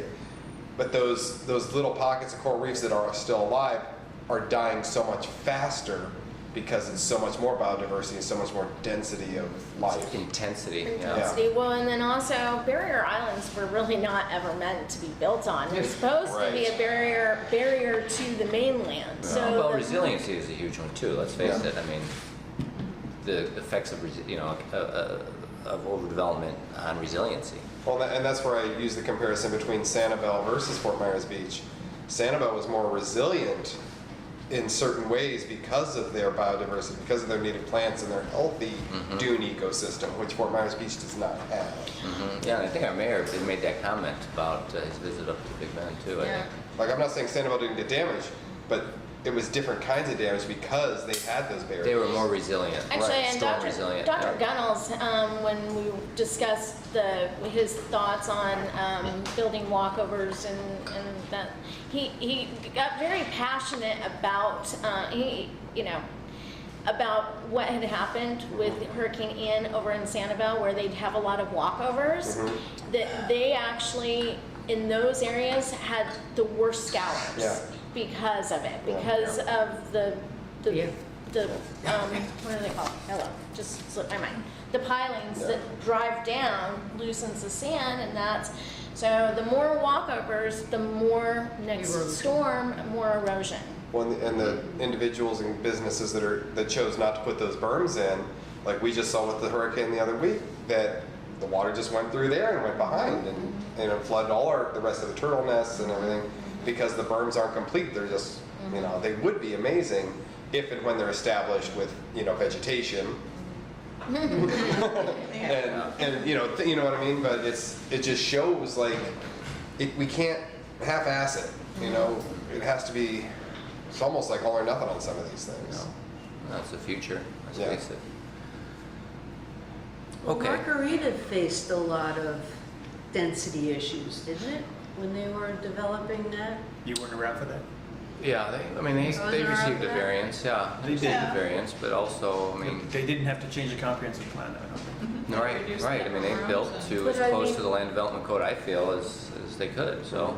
These people coming in now, they have to also adhere to density, and now that we have Margarita, it's Well, like Unless the the town council sandball decides that effect, they, where how many huge resorts or whatever commercial development can this island hold? depends on what town council thinks. What do you think? I am not town council. Town He's councilor. one. The Too town bad. council, I know. And I right. can't speak for the town council, honestly. I'm asking Yeah. you. Do you have an opinion? I've been pretty vocal, I think. I don't think I'm being shy about expressing what I don't think. Yeah. So good, for the sake of time, we'll keep moving along here. We've got, if we're okay? Yes. Yeah, to move along, so we've got members' items and reports. Again, why don't we start counterclockwise, Rose? Just that with this time of year, and it has really nothing much to do with METRF, but for the residents of Fort Myers Beach, and a lot of people seem to watch these meetings, it is now time to start doing vegetable gardening in Florida. It's kind of off from those northern people, so if people want to go out and plant lettuce or get herb gardens going, this is the time to start them. It has been recommended from the Lee County Extension Service that if they're going to do this on Fort Myers Beach, they need to do it in raised beds or in pots or planters with topsoil that they bring in, just because there's still so much salt and contaminants in our soil. And those plants that are vegetables are not going to be Florida native plants, so that they can start doing that. Can a homeowner send a soil sample somewhere to be tested? I mean, Yes. they might not want to do it now, it might be down the road, but Yes, and I should bring the details to that at the next meeting. On Wednesdays, people can take in a plastic baggie of their soil down to the Lee County Extension Office, which is by Terry Park in Fort Myers, and they will test it for some basic things like pH and whatever. do they need an appointment? Or they should probably call They need first? to call first, but it's Yeah. Wednesdays only that they do that. And then there's there's a test kit that you can send off to the University of Florida actual campus that will do a more elaborate test. Right now, those are running $27 to $30 for soil tests, but that's also something available that they could pick up from the Lee County Extension Service, and maybe I should bring some to the beach. Might be a good idea, but Yeah. you wouldn't advise testing soil now, it's too soon, so It's we'll not wait. really too soon, No? and Kathy Turner had spoken also at the management planning meeting, and she's spoken here before. From the garden club. And yes, from the Estero Island Garden Club, and she had actually cited that Sanibel had said, and their recommendations came from the Lee County Extension Service and the University of Florida IFAS group too, that you could take the soil that we have right now and add a bunch of compost to it and churn it up 3 or 4 inches, and it would be fine for native plants. Oh, oh, that's grand. But like I said, for vegetables and that kind of things, if you're going to start growing plants, whether from seed or from starters that you buy at one of the nurseries, you definitely do not want to plant it in the soil because it's not native and it won't handle the salt that's still there. Thanks. Good. Top-notch item report again, Rose. Mm-hmm. Mary Rose? Okay, well, first of all, turtle season was not one that we would like to brag about. We had about half the number of nests that we had in the previous year, and a number of them have been negatively affected by the hurricanes, of course. We had some nests that were in the temporary dune that was planted, and although they seemed to do well, once again we had hurricane damage to them. But the major problem we had was the visibility of so much lighting on the beach, because we have lost our trees and our buildings, so that we had a record number of disorientations. So I don't have any final statistics. We won't have that for another month or so, but I'll just let me tell you, it's not something we want to brag about. So I have something here that's very positive though regarding wildlife on our beach. We are thrilled to say, and this is not me, this is FWC, we are thrilled to say that our black skimmers did really well this breeding season on Carlos Beach. According to the most recent numbers available from the Florida Shorebird Alliance, which is 2022, there were 6,800 breeding adult black skimmers in all of Florida, with the colony on Carlos Beach being the only one in Lee County. Last year, the colony was plagued by laughing gulls and sand spurs and fledged only about 60 chicks. This year, the skimmers thrived without many of the previous year's problems. Hurricane Ian seems to have reset some of the sand spur seed bank, and there was much less harassment by laughing gulls this year, possibly because there were more least tern nests nesting on the beach and acting as guards for the colony. This year, we had at times over 1,100 adult skimmers on Carlos Beach. There were over 250 nests, and there was a peak of 404 chicks at the highest count, with 348 of them being flight capable on that day. We estimate about 400 chicks fledged from this colony in this year. Thanks so much to Shorebird volunteers for keeping an eye on the colony, for a public which has become educated, and for all of us who care about our shorebirds. And that's from Audubon. Good. So it's wonderful news. And it shows what we can be if we put our minds to it. And we let this beach naturalize in the areas where it can be naturalized. That's our hope. You know, there was an FWC presentation, they said that there's 4 imperiled shorebirds in Florida, and we're the only place where they all nest. Yes. That was Yep. here That's with right. us. Yeah.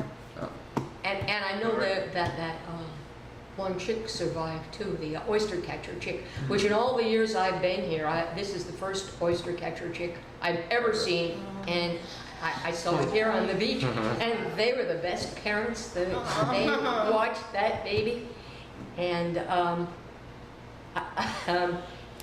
she's an adult now. She's on her own, and All right. we hope she comes back. All right. Fools around a little bit and comes back and procreates. Very cool. All right. Well, maybe. I'm still trying to get my propeller guard back on our agenda. It hasn't been put on yet. Even though I keep asking, I'd like that put back on. Are there variations on that? Like, yeah, there All are. kinds. Do you have one that you prefer? There's a few for different types of watercraft that I Oh, wanted I to- see. It depends on your boat. Yeah. Oh. And there's plastic, there's metal, there's fiber, there's a carbon fiber one. There's all kinds that, and different. Some just pop on, pop off. There's all kinds that, like we've had a minute, had it on to discuss. Like I can bring it and show everybody. But yeah, a lot of different variations on it. And when I was talking to FWC about it, trying to get their ideas, they said a lot of the damage that's done to manatees and sea turtles and dolphins specifically is blunt force trauma, which won't account for a propeller guard.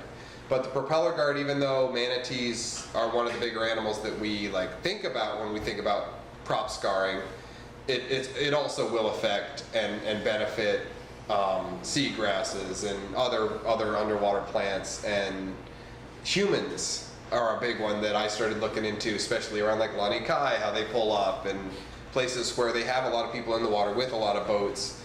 These types of things can help in a lot of ways. And because there's no law to have a license on a boat, people can come down and just rent without anything. So I'm not trying to suggest that it goes for all boats. I'm just specifically talking about rental boats, rental pontoons, rental hurricanes, things that people without boating experience get on that don't know how to stay in the channel, don't know how to tell what a manatee's own speed is, when it ends, and don't know how to dock, frankly, or be around other objects in the water. Boat safety. Yeah. Right. Yeah. And to rent a boat, more than not, when you have to take a little thing on your phone or online to have a boater safety course. The problem with those boater safety courses is you can click through it without reading it and watching the videos. And what should be a half hour to an hour class takes 5 minutes, and the people renting these boats, I have heard, no names obviously, but they encourage to just get right through it, give us your money, here's the keys. So I just think that it would be a good thing for a lot of reasons, with the only negativity being the cost. It doesn't hinder the boat's maneuverability, it doesn't hinder speed with these types of watercraft. So I just think it's something that's worth more discussion. Okay. Yeah, let's put it on there. Well, we can talk about that Right. when we do the agenda. I have another little anecdote, if you don't mind. No, that's good. I have one more too, but yeah. Okay, go ahead. No, you first, because No, it just popped in my head. I was going to the beach one morning last week, and I was bitten by a mosquito. So when I came back, I called mosquito control, and Mike happened to pick right up. And I explained the situation, and the first thing he did was laugh, because he said, "You were bitten by a mosquito and you're calling?" And I said, "But my understanding is we have to be proactive here and get." So he said, "Oh yes." He said, "I just want you to know," and I remember this number. He said, "We are monitoring 587 ponds or puddles on Fort Myers Beach for mosquitoes." 587. So I think my one mosquito bite did not mean that it was an emergency, but I want people to know that there is that number. And you do get someone who will answer you, and if you have a mosquito problem, they will take care of it. So please, let's try and be on top of it. That actually The brings bats up a need to good be set point. up. That actually brings up a good point about building in density and intensity. Then we have less drainage. Okay, so we're getting off our 587, that's all. I just had to share my mosquito story with you. Okay. My last item, it's kind of a big picture item, and it would involve FWC and state laws. It has to do with gopher tortoises. So a lot of developments inland right now are disturbing gopher tortoise nests. Some of our barrier islands lost a lot of gopher tortoises. So right now, when they relocate gopher tortoises, they take them out of state. They take them out to Texas. Whoa! And I'm wondering if there's some way that we can work with FWC or get FWC to have some type of amendment or something where we can, instead of relocating these guys out of the state, maybe get them on the barrier islands and see about the success of some of that. I know personally in my neighborhood, they're popping houses up all over. And yeah, they'll have someone come out, "Oh, there's a gopher tortoise there, give us another $1,000 or whatever the price is." And then, okay, tortoise is gone, keep going. It's a couple grand, yeah. Yeah. And I don't even know if they're asking the new owner, because there's a lot of developers. It's not like a single person building, so the developers don't want the tortoises there. But I feel like if the homeowners they'd still want them there. But anyway, that's beside the point.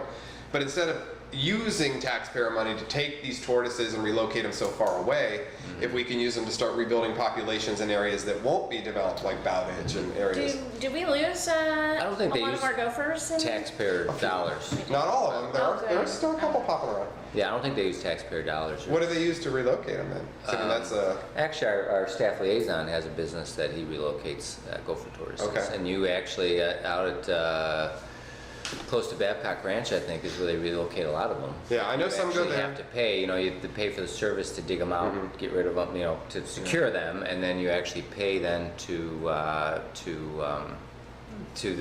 farm, to the gopher tortoise farm that's gonna, the FWC officer. the landowner that allows them to place them there. The Yeah. FWC officer I talked to in my community specifically said they're going over to Texas if they're relocated. Okay. Yeah. So I just thought, Facility. let's Maybe get it's them less out here. expensive to move them there than the landowners want here, or whatever Right. the reserves are. I don't know enough about that, but I know that I looked into it for somebody once, and that's how they manage it. It's quite expensive. Yeah, So, but anyway, just a thought. I don't know if it's something worth. yeah, I don't know. I think that'd be like pushing a rope, trying to get Well, people I to think add more endangered species to our island, unfortunately, but, Well, no, then also you have habitat capacity, Right. Yeah. right, yeah. Well, that's what I was just thinking. If we did lose, I honestly don't personally know the number on Bowditch. How many Yeah, I don't know. Did they survive? There's a couple that are still there, Yeah. but I don't know if we Did the kept one all on of them. Flamingo survive? Have you seen it? I don't No, think we so. haven't seen it. And then, there's truck tracks right over it. Right. People that were accessing the property from the beach. Yeah. Yeah. So we don't know what, but there was a dead one found on the beach. Whether it was that one or not, we don't know. But Yeah, I'm just thinking like some of the ones that we lost on the barrier islands, that Sure. I think might be a good way to replenish. yeah, Um, yeah. But anyway, yeah. Okay, That's so Well, we moving could on. volunteer to take however many often there are. Yeah, Well, if we have the habitat capacity. That's part, Right, major right, part of right, it. right. which I'll look into. Wendy, any audience words? Item When I reports? lived in Maryland, I worked with the Chesapeake Bay Foundation. Chesapeake Bay has a huge watershed, and Maryland was right there. One initiative that they had that I did in my classroom was classes for the grasses. And what that was the children grew grasses that were then, when they were mature enough, were then placed in the Chesapeake Bay in an effort to help clean the bay, bring the bay back, because the bay, the report card had been dismal for so many years. It was a great initiative, it brought the kids into it, etc. And I was thinking, we do have this Estero Aquatic Preserve, and we do have our canals. Is developing some sort of a program where grasses that can be transplanted into our waterways to help bring up our seagrass fields again, providing the food, providing the oxygen that those water needs. I know that Austin, you're Austin. You spoke to us about putting cages of oysters, which is also something else that the Chesapeake Bay restoration involved, was putting in oyster beds in cages to help. Well, in conjunction with those, seagrasses can also be planted in order to expand and naturally repopulate our waters. Now, I know that global warming, whatever, the pollution that comes from Caloosahatchee, whatever it is, that's propellers. So FGCU did do something. Yeah, there are actually Are there? organizations that are Yeah. planting seagrasses, I think. The problems is first off the turbidity, the clarity of the water Right. is Yeah. so poor they can't photosynthesize, except for where essentially they already are. No matter what. Not no matter what. No. The grasses that they had success with were non-natives, because they did try different species to just try to get something to grow. Yeah. So the ones that didn't need as much sunlight and that were okay with our new water quality, they did okay. Yeah. The problem is when you plant like this, they had to put cages over them because the manatees ate them right away. Because there's so little food out there, if they sniff it out, they'll get it right away. From what they found and what I have heard, and and please correct me if I'm wrong, you might know more than I do, is that we need to get the established oyster beds first to start cleaning the water, get our stuff together with what's coming out the Caloosahatchee, then that type of thing is going to be amazing. Yeah. We're just not to the point yet where It's feasible. it's feasible because the water, the turbidity is just so poor. It's only on a good day, 3-4 feet. Yeah. And One the of water- the problems is that actually it's not even Caloosahatchee. Every single tributary into Estero Bay is impaired. Right. Is impaired, every single one, yeah. It's a great idea, and there are places where that would and does work, but we need the oysters. We need our mussels back. That'll. I mean, they filter. What is it? 800 gallons in 50 yeah. gallons In a week minute, or so, yeah. An hour, I think. Yeah. A single Right. oyster. Amazing. Once they clean and the water clarity comes back up a bit to where the seagrasses can photosynthesize at deeper depths naturally, that's where we can start replanting. Okay. But until that's the case, it's almost yeah. But So how can we But help to your- then with this, if it's oysters first and then the seagrass, I'm feeling like, do we need more Oysters, push Oh, with yeah. the oysters? I think I love the oyster things that go under the docks. Those have been Yes, incredible yes, because yes. there are grasses that grow on those too. Yeah. yeah. Good, so that'll come up later too. I had an item when we talk about the agenda. So Jen, And those are anything else? commercial. Yes. Oh, one more thing I Oh, one more want to thing, say. yeah. just a little. You had done such brilliant work on that pamphlet to educate people, and I think still something very important we need to be doing is educating the public. There's a lot of stuff floating around that's baloney. And I think people need to hear and need to be able to see information that's factual as opposed to fictional. So I think that that pamphlet that you had started, I would really love to see. Yes. And I would love to help with Yes. getting that Okay. completed. And also the Times Squares, Murph will be up in with every farmer's market. Not everyone. Not everyone? Well, it depends on volunteers that would assist me because I can't do it by Well, myself. I'm at your disposal Okay, after we thank did the one at the Mountain It's every House. That was Friday. brilliant. From Friday. Is yeah. this a good segue? Yeah, into, Yeah, okay. yeah, Members' items? exactly, Okay, right? good. So I agree with you on the pamphlet, obviously, like everyone else, yeah. Good job, Jen. You know, this past year has been super busy as Yeah. everyone else, just trying to get my home back up. But it's been on the back of my mind, and I'm just slowly starting to be able to give more of myself to these things. So yes, I will be working on that. We'll be I'm working here on to it. help. Right, Yeah, we're gonna work exactly. on it, and that might be something we can get on the agenda for the next meeting. Okay, so I received an email, ironically, a few after we discussed the farmers market and the plants, the native plants, where Linda didn't like the idea of us dealing with plants, considering there was another person that was selling them. But she wrote me and said, actually, that person bailed out of the farmer's market, and she has now said that we can do the native plants. So very exciting. Then farmer's market pop-ups, wanting to know or get approval on dates. You can either do like one every other pop-up. I'll need to discuss it with Linda, because I'm not sure if she automatically thought we were going to set up every time. I'll have to have a conversation with her. But maybe we can just say for now I can make the calendar, but maybe every other week. How long does it usually go, Jen? You start it It goes to about, I set up until 1 o'clock. Yeah. until 1? Mhm. So it's an hour more than what we typically did in Times Square. Setup is a little bit earlier, I just put up the tent and then some tables, and then I put out the stuff later, you know, so I'm not out there all day. So I would like some participation at some point from any members to come, and also that farmer's market.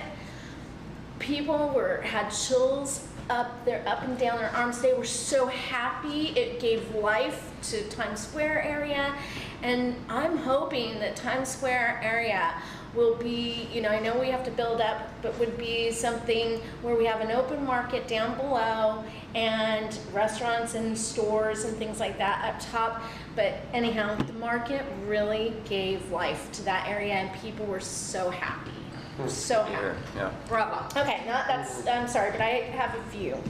I have a question for Bill on permits, lighting. If someone were to install parking lot lights illegally without a permit, and then found out they needed to file for a permit, but they are sort of just letting it sit, not pay for the actual permitting process for review, can they utilize those lights even if they haven't been granted a permit or paid for the permit for review? Well, I mean, it's if they have and I'm not, this is not really my area, but Oh. if they have, if they're in violation and they've been cited for the violation, then sometimes those accrue like daily. So every day that they're noted, they're using the lights, they can get a fine. Okay. So I mean, it can accrue in a hurry. It can accrue if they're in a- doing that. Yeah. Okay. I've had quite a few neighbors come to me about the County Crescent Park, about why hasn't the county, it doesn't take a lot of money. If we were able to get at Bayside Park so quickly,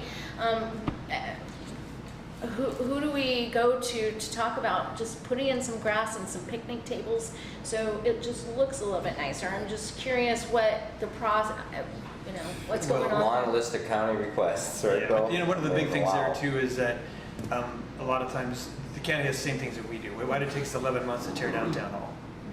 Because we had to get FEMA to make sure that they knew that it wasn't salvageable, et cetera, et cetera.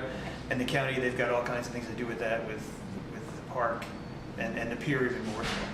And I had gotten some information in regards to Lynn Hall Park, and Lynn Hall Park is probably, the bathrooms are gonna be torn down at the end of the year, and that for any building, it's probably a 3 to 5 year process for Lynn Hall Park. And almost everything's in the V zone. If you want to build a restroom, it's got to be up to flood, Yeah. which is a floor and a half. If anyone's been to Casperson Beach and by Venice Beach, their bathrooms are like 3 stories high with an elevator, but and they're very nice. Elevators can go really slow when you've got to go to the bathroom. Yeah. Emergency I think they have ramps too. Okay, so.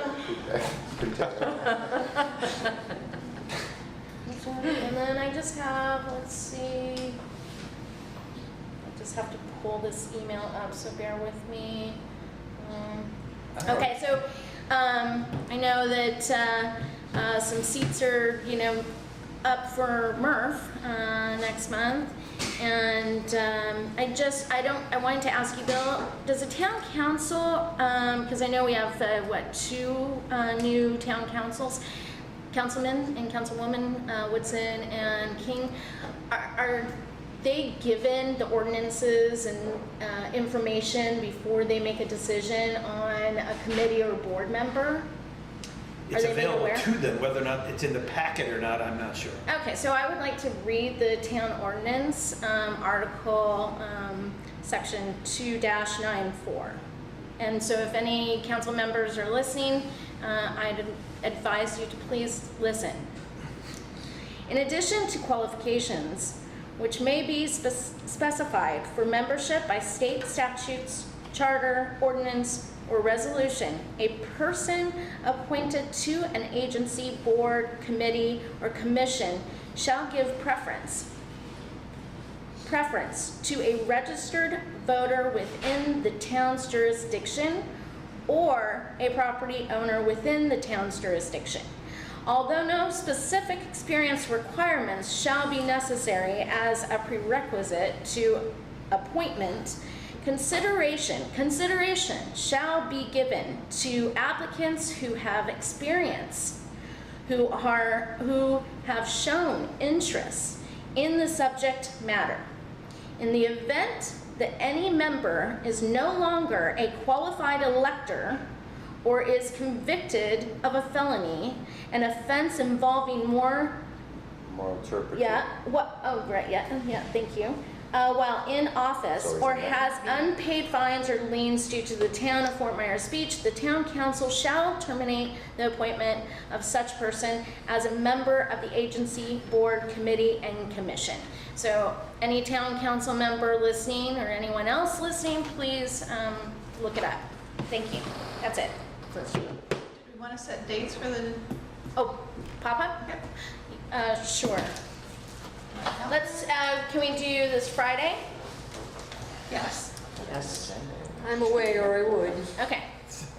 I can do Friday. Okay, fantastic. Okay, so what day? So Friday will be the 15th. And then let's do the 29th. 29th of September. Oh wait, let's see. There's also a pop-up. The school has invited us, Chantel has invited the pop-up to be at the Beach Kids and Fright Night event, welcoming them back to school. And I think that's the 20th, but I'm not sure, but we'll figure that one Of out. September? Yes, Yeah. this month. Yeah, that's an evening welcome back to school Welcome back to school slash fright night. Fright But night. they This don't- should be a lot of fun, We'll be outdoors and I this think year. we should get somebody to dress up as a sea turtle. I think I'm away, damn it. I don't come back till the 20. Oh, can I borrow the? Yeah. Okay. I have a Mandalorian costume, that's all I Okay, Okay, cool. that works too. Okay, so now we're into October. So October 13th, October 27th, November. Wait, did I say 27th? Okay, so maybe Well, you November. might want to stop at that because then we'll have new board members and then, or you might want to keep going That's serious. Yeah, we'll stop there. because they might, yeah. Yeah. We'll see where things head, yeah. That's good. Through October is probably good, yeah. October Okay. the 13th? Yeah, and the farmers market will be going until I think the end of April. So Okay, so, you all set? I have lots more to talk about, but I need to Okay, get yeah, I was going, thinking maybe we so- won't have agenda items anymore, we're just gonna have members' items reports. I really don't have any members' items, with the exception of, as I did observe the town council proceedings on the permitting of the walkover, or the bridge. And there was one item again that seemed to be missing, and that was the potential devastation that would occur to that area if it was erected and removed.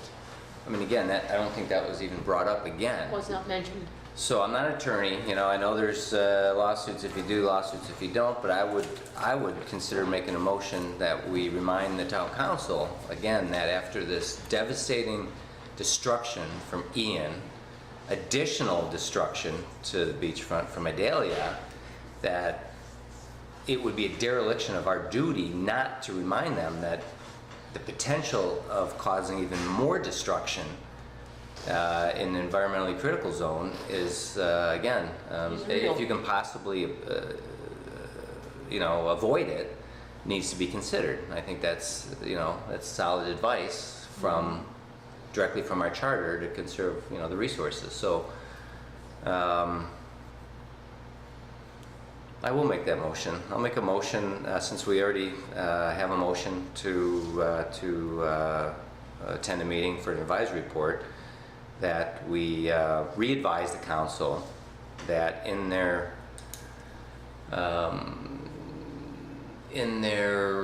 what's the word I'm looking for here? As they opine or as they decide, what's it called? Help me, guys. Their decision?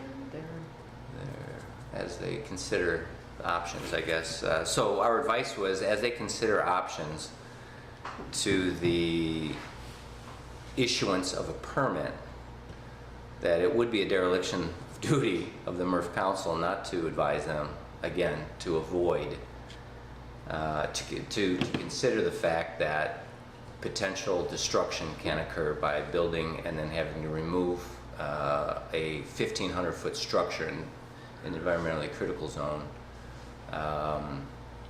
to avoid that. So I know that's all. And it's going to be doubly worse if it goes in and then it has to be removed. No, I mean, that's my You've got point. the destruction twice. No, well, the destruction is actually the removal of it. I mean, if the appeal, Putting it in is if the bad. appeal isn't successful, then obviously, town council's voted to allow it, so it's allowed. But the point is that when there's an appeal in place, then there's the possibility that, again, if it's built, it's going to be ripped back out, That's right. and the destruction caused from the construction and the removal, if avoidable, should be considered. I mean, again, based on this Just wait. destruction we've had from these hurricanes, we understand what more destruction will cause, the island. So again, the fact that it wasn't brought up, that would be one consideration. But again, it was not even discussed. The destruction of removing it when it's avoidable. Should we take? How do you want to word it, Steve? Yeah. Yeah, I'll take all the pieces I made and so So you're gonna go to council with this? yeah, well, we're going to be there with the motion about the canal issue, and then as part of that advisory report, we'd also include just Do you have again. to do a motion to do that? It would help because then it would show a consensus if there's a You know, consensus right, from we need a the motion, advisory then we can board. decide, we can Then vote it'd on be it a and see vote if on we whether agree. we agree to do it or not. I mean, maybe Okay. you wouldn't, you choose not to, but. Do so you the- have verbiage? So, the motion is to re-advise the town council as they deliberate on the issuance of a permit to reconsider the fact that if construction occurs, the applicant loses the appeal and the bridge has to be removed, that it will cause destruction, unnecessary destruction in the environmentally critical zone. Think of the outcome for, And that's it. yeah, think of multiple outcomes for multiple appeals, like whatever, you know, they shouldn't make a decision The until that's. advice is you'll be sued if you don't get the permit, you'll be sued if you get injunction if you don't. I mean, again, the opposite anyway. But again, I mean, there's two sides. The attorney advised them that there's, you know, you're damned if you do, you're damned if you don't. But again, if you have that choice, it should lean toward the removal of or the potential of further destruction And take. when it's avoidable. And take. Well, we don't know about take. That's we don't rule on take, but yeah, I mean, so my motion ended earlier before we talked. Sorry. So That's my fault. I mean, I don't want to say it again. I Do we have a second? I to that second. original motion. I second the motion. Okay. Having a second for discussion. No, I was just working on verbiage, you can, Yeah, I think I got it. Yeah, Yeah, what he I said was. think so, yeah. Yeah. Would you read it again, Steve? I didn't. I mean, I was You gonna go. don't have I'm gonna to. go back to the replay to write it down. Okay. I Basically. apologize for interrupting on that. I thought- Yeah, no, I was basically done. I mean, again, it doesn't have to be long. Again, as they deliberate, I mean, again, just See, I was thinking, what I said was, as you deliberate this, because it was moved on to a further meeting, what was missing was, again, this potential for devastating that area when it's avoidable. Yeah, So I- it's our advice to you to consider that in your deliberation. That's all. I mean, it's as simple as that, and like I said, it'd be a dereliction of our duty not to advise them that there's a potential for that, because it didn't come up during the last discussion. Is that correct? It is. I watched. Yeah. But most of the lesson was just to continue it to give people time. Right. For the actually- attorneys to maybe come together and have discussions No, the mayor said this will give people time then with to. the council. I think they To should have a voice. postpone To the opine, issuance yeah, of to that have a permit voice. until the lawsuit is decided. That's what I was getting at, but I don't know if that's We've given them possible. that We've advice. given them Our that. advice was, again, that it wasn't brought up, so please remember our advice, that's Right. all. And as an advisory board, again, that's our charter, right there. So I have a question. If for some reason the judge sides on Audubon and he's already built the pier, the town would be the ones responsible for taking it down if he said no? This isn't, this Wait. isn't really something we need to No. opine on. I had a question. Yeah, no, it's, yeah. Because we didn't hear from Austin yet either. Don't we have a second on that? Yeah, we have a second, I made a motion, a second, a And discussion. I'm calling a vote. Donald, we have more of discussion, okay? If discussion is over, or, Also, Yeah, it's like- I'm Well, I calling a think when you vote. call it, over, you're kind of saying discussion's over. all in favor? Aye. Aye. All, any opposed? Unanimous, okay, so the vote moves unanimously. Don't let Austin out of here Approved. without his report. Yeah. Oh, did I That's not what you were skip that? saying. Well, you know Bill, what, I see. was No, it no, on we're the not gonna agenda? adjourn, but it's again, it was left off of the agenda again, I so was it's. gonna make a suggestion if you could put that on the next agenda during that, set the next agenda. Yeah, normally it's the first item under, under basically You current know, items. we've asked that it report be current on there. items. Somehow it was left It off. was left off again. So anyway, that vote Save the best carries for last. unanimously, 6-0. And prior to going to public comment, we will have our staff update. Hello, everybody. Hello. Hey, Omar Beach Harbor Master with a update for the environmental. We'll go on the sea turtles. 71 total on the island, 30 of which laid in the berm. Of the 30 nests in the berm, 26 of them remain. Of the 4 were relocated. 20 of the 26 remain. To date, 20 have hatched with excellent, over 90% hatching success. Noting one was a perfect 100%. Of the 20 that have hatched, 6 had disorientations, including traveling across Estero Boulevard. Of the 6 that have not hatched post Idalia, they were overwashed and flooded. 5 are still being monitored. All right.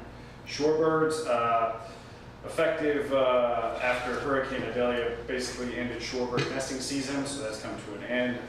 All beach driving town contractors, FWC and all vendors are to follow the FWC beach driving guidelines here. There's always been, but following it as well. Beach management. Hurricane Idalia caused significant damage, including beach erosion, overwash of the FEMA berm, approximately 2 feet of storm surge flooding into Estero Boulevard, sand overwash on Estero Boulevard, damage to properties as well. For the segments with emergency berms completed without gaps, the berms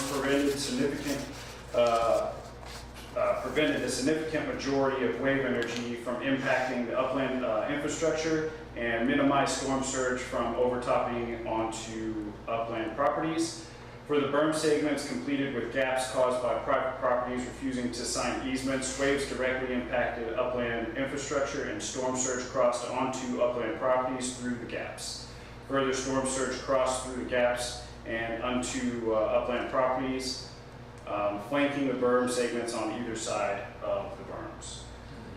The south end of the island was inundated with storm surge. Not only one small berm segment had been completed prior to the work stoppage, flooding in Times Square was observed on the north end of the island and where the berm was ineligible. Beach renourishment. The town is pursuing a final beach permit scheduled to begin this winter, placing over 900,000 cubic yards of sand, restoring the beach and to offset the impacts of Hurricane Ian. Working with property owners, the town can integrate the beach to fill template into emergency berm and have berms serve as a primary duty. We are still waiting for the Army Corps engineer to permit the issue for the renourishment project, which is pending a biological opinion from the U.S. Fish and Wildlife Services.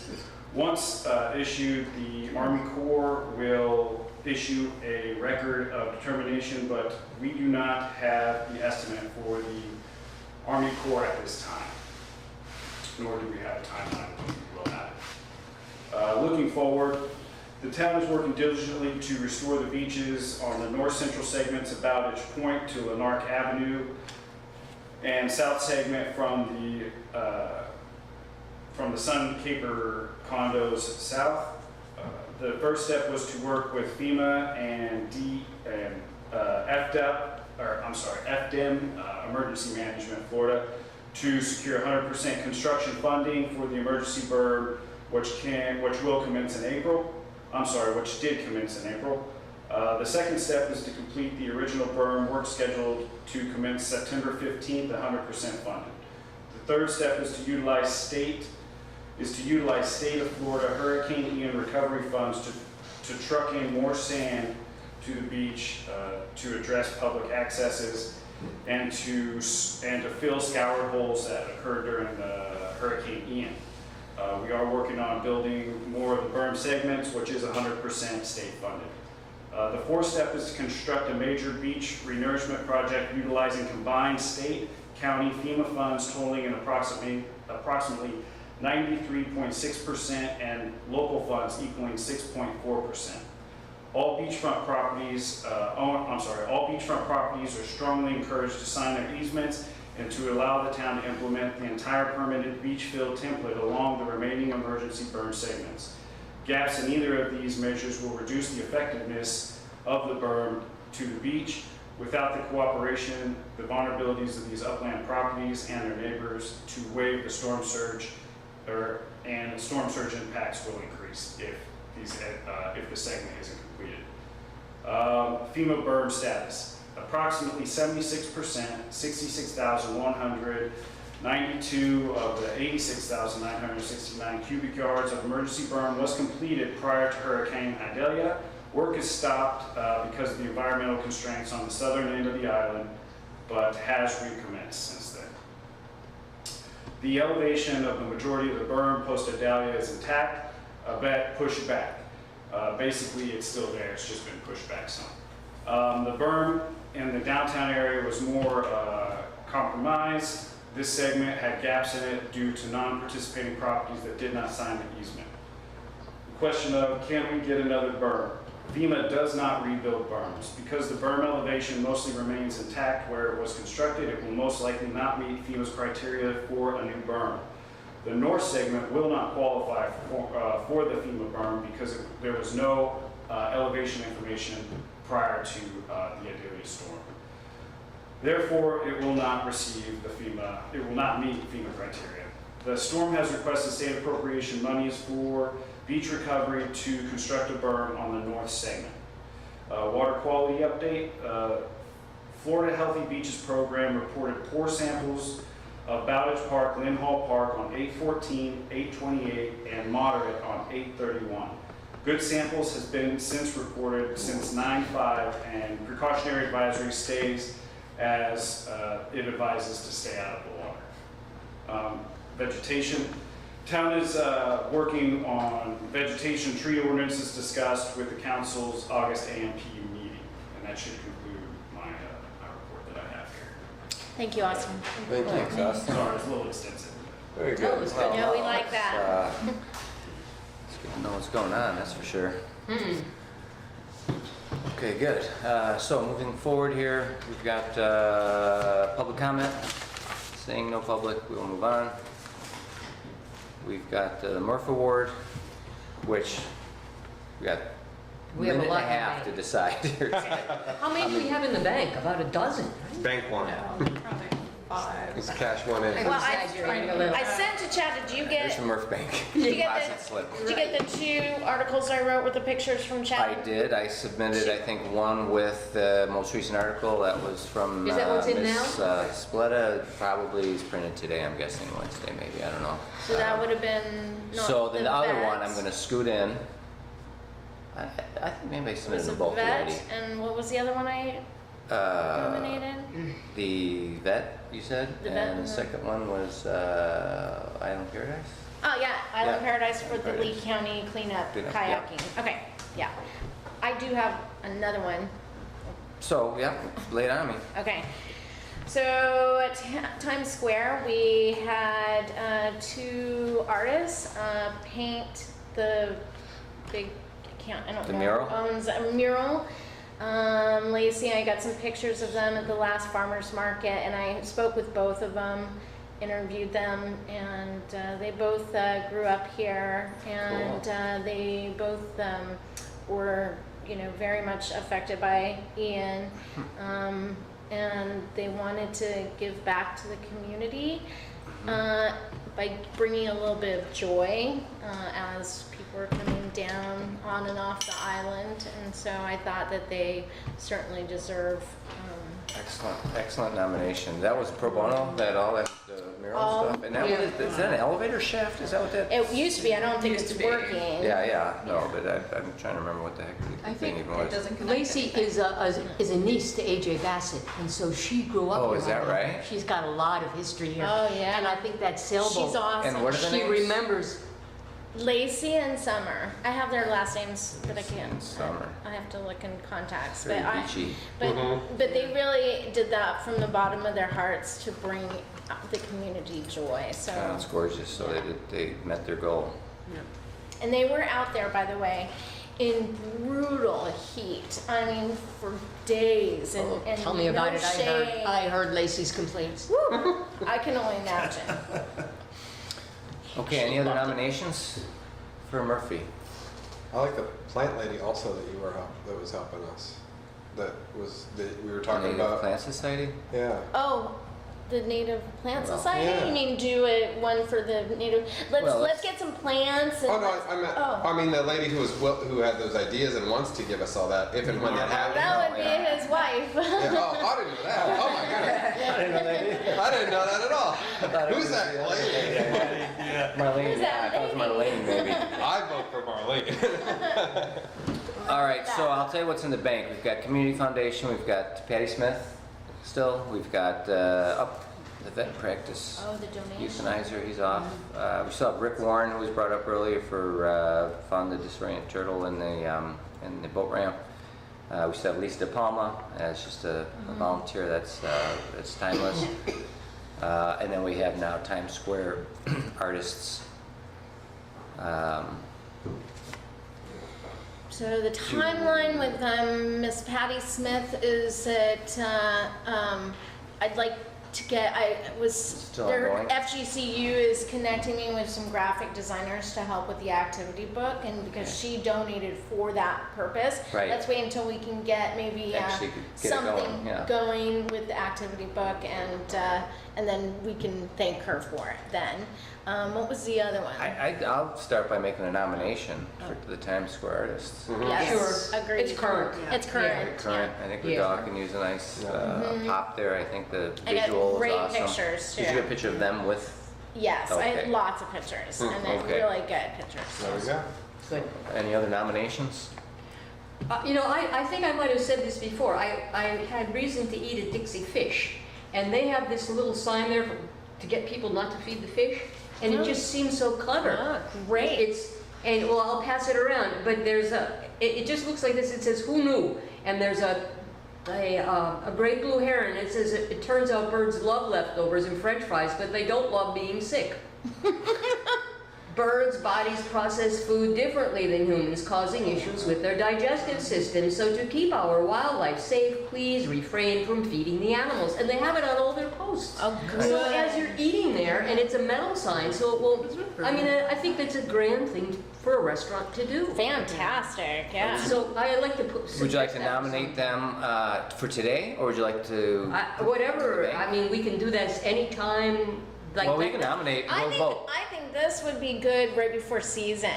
Yeah, well, I hope You they know, don't go so- out of business because they do such a great No. job. Yeah, I yeah, don't yeah. either, But yeah. that'd be Put it in good, there. because then other people might see it in their favorite restaurant, so they will go and say, hey. Every restaurant should have this Every sign. restaurant should. Everyone. If anybody wants to go to Dixie Fish, get some That's great. grilled shrimp and French fries, and eat everyone. Well, let's Get the fish of the day. Just be a little careful about endorsing a specific business. Dixie Way. Well, we. Is that- recommend- oh, we is that a recommend- good idea? Signs one thing, We're not but you're saying endorsing don't them. go there and, what, you know. Oh, I mean, right, Just yeah. going to say, Yeah. go there, order this. Brilliant. Okay, so we have two nominations. Here, I'll show my picture then too. Okay, while you get that Yeah, ready, yeah, there's two nominations on the Okay. table. There's two nominations on the table. One is Times Square artist, and the second is Lacey and Summer, and the second is Dixie Fish. Can I see a show of hands for Dixie Fish? Not Can this I time. see a sign of hands for the Times Square artist, Lacey and Summer? Okay, unanimously, then we will put Dixie Fish in the bank. Good. Which I'll is, save that photo. Which is healthy, we have a healthy balance. Wow. Put a star next to that one. We could have a field trip to go over there. Yeah, I'm gonna go check it out. I'm a regular patron, yeah. I enjoy Dixie Fish for sure. Dixie Way with collards and Get her phone. and tomatoes. Yeah, and beans and rice. So excellent. No, So that's not- she can't have yeah, her we phone. saw a sign of hands, so that's done. And set the agenda for next meeting. What's up next? I think we're over here a little, slightly, 15 minutes. So setting the agenda. Wow, awesome photo. That's a great That photo. is an awesome photo. Oh, my goodness. So I'll expect you right up. Joy. Yep. Okay. Also, Shoreline Spotlight. I think I'm up for September, and on deck is the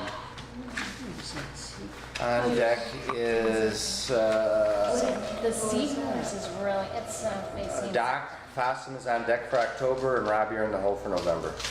Shoreline Spotlight. What's mine? I thought I was November, or December, right? You are December.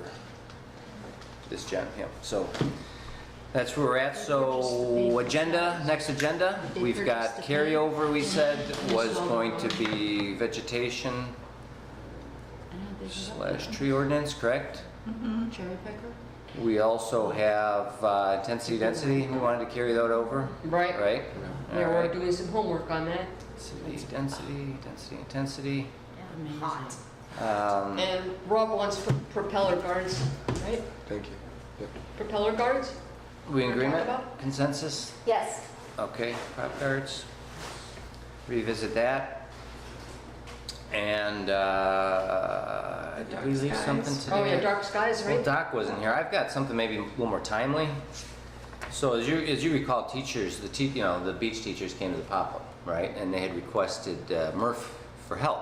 Oh, As did, I believe, some council people as well, with how METRF can begin, working and developing cooperative programs to benefit the curriculum and the students. I mean, that's been reached out to us. It was, we had that feedback when I did the initiative lists as well. And I thought maybe since school has begun, that maybe we put that back on to see how we can cooperate with them. I know that I think there's specifically 2 teachers here that are up for reappointment who would be excellent resources for that. So it would be nice to get your input, obviously, because that's a lot of what they want is actually to come in and provide resources, classes for the grasses, maybe it's classes, that kind of experience that you have, and other activities we can do with the students as far as natural resources. So I just make a proposal that we put in, we'll just call it beach school cooperation on here. is it elementary students solely, or is it middle school? Well, Elementary. I think each kid goes K through 5, right? No, K through 7th, I thought. Goes Five. No, K Five? through 5. Oh, just goes to 5? K through 5, yeah. Something to talk to me about, I love doing outreach programs going into schools and stuff. So. Oh yeah, no, I mean they really have requested our help, and since this current board has done so much in outreach and has participated so much You can tell them. in the community More that pleasure to work with them. Monica Yeah. Shoemaker, I think, is going for on the school. school board, I School believe. board, yeah. Schmucker, yeah. And I had a conversation with her about maybe what she thought about, METRF helping out and coming up with some ideas, maybe water programs. Oh, there's a lot. There's so We could- much, and she was like, "Yes, make oyster please." cages, I mean, there's- Oh yeah, there's Endless ideas. yeah, Yeah, and, and let's so face it, fun. this Yeah. we've attracted so many donations over the last number of years too, Yeah. that we actually have potentially resources Resources, to, right. to provide. It Yeah. would be good if we eventually could extend it to students who aren't so close to the beach also. Yes, Oh, that yeah. there are Oh yeah, students in, yeah, right in yeah. Fort Myers who've never been to this beach. So having said that, we've got 4 items: vegetation, tree ordinance, we've got density, intensity, prop guards, and beach school. So I would suggest that that's enough. Sounds great. That's a Sounds full good. agenda. Okay, all in favor? Aye. Any opposed? Okay, so no opposition. Good. Having said that, then I make a motion to adjourn at 12:23 p.m. Second. All right. Before we leave, I have stickers for free if anybody wants them. I have this size for my logo, and then I also have bumper sticker size. Sweet. Just meet me at my truck and they're all yours. Big sticker fan. You said you were Adjourn, reading out the motion, ordinances, so Johnson, we just seconded. write down Who who's seconded that adjournment? But it's off Very season. rare. Mary Rose. Because it seems that I do have people the starting to call second for one, season. that open It's starting. space buffering landscaping one, is I can difficult use to All right, how follow. we doing?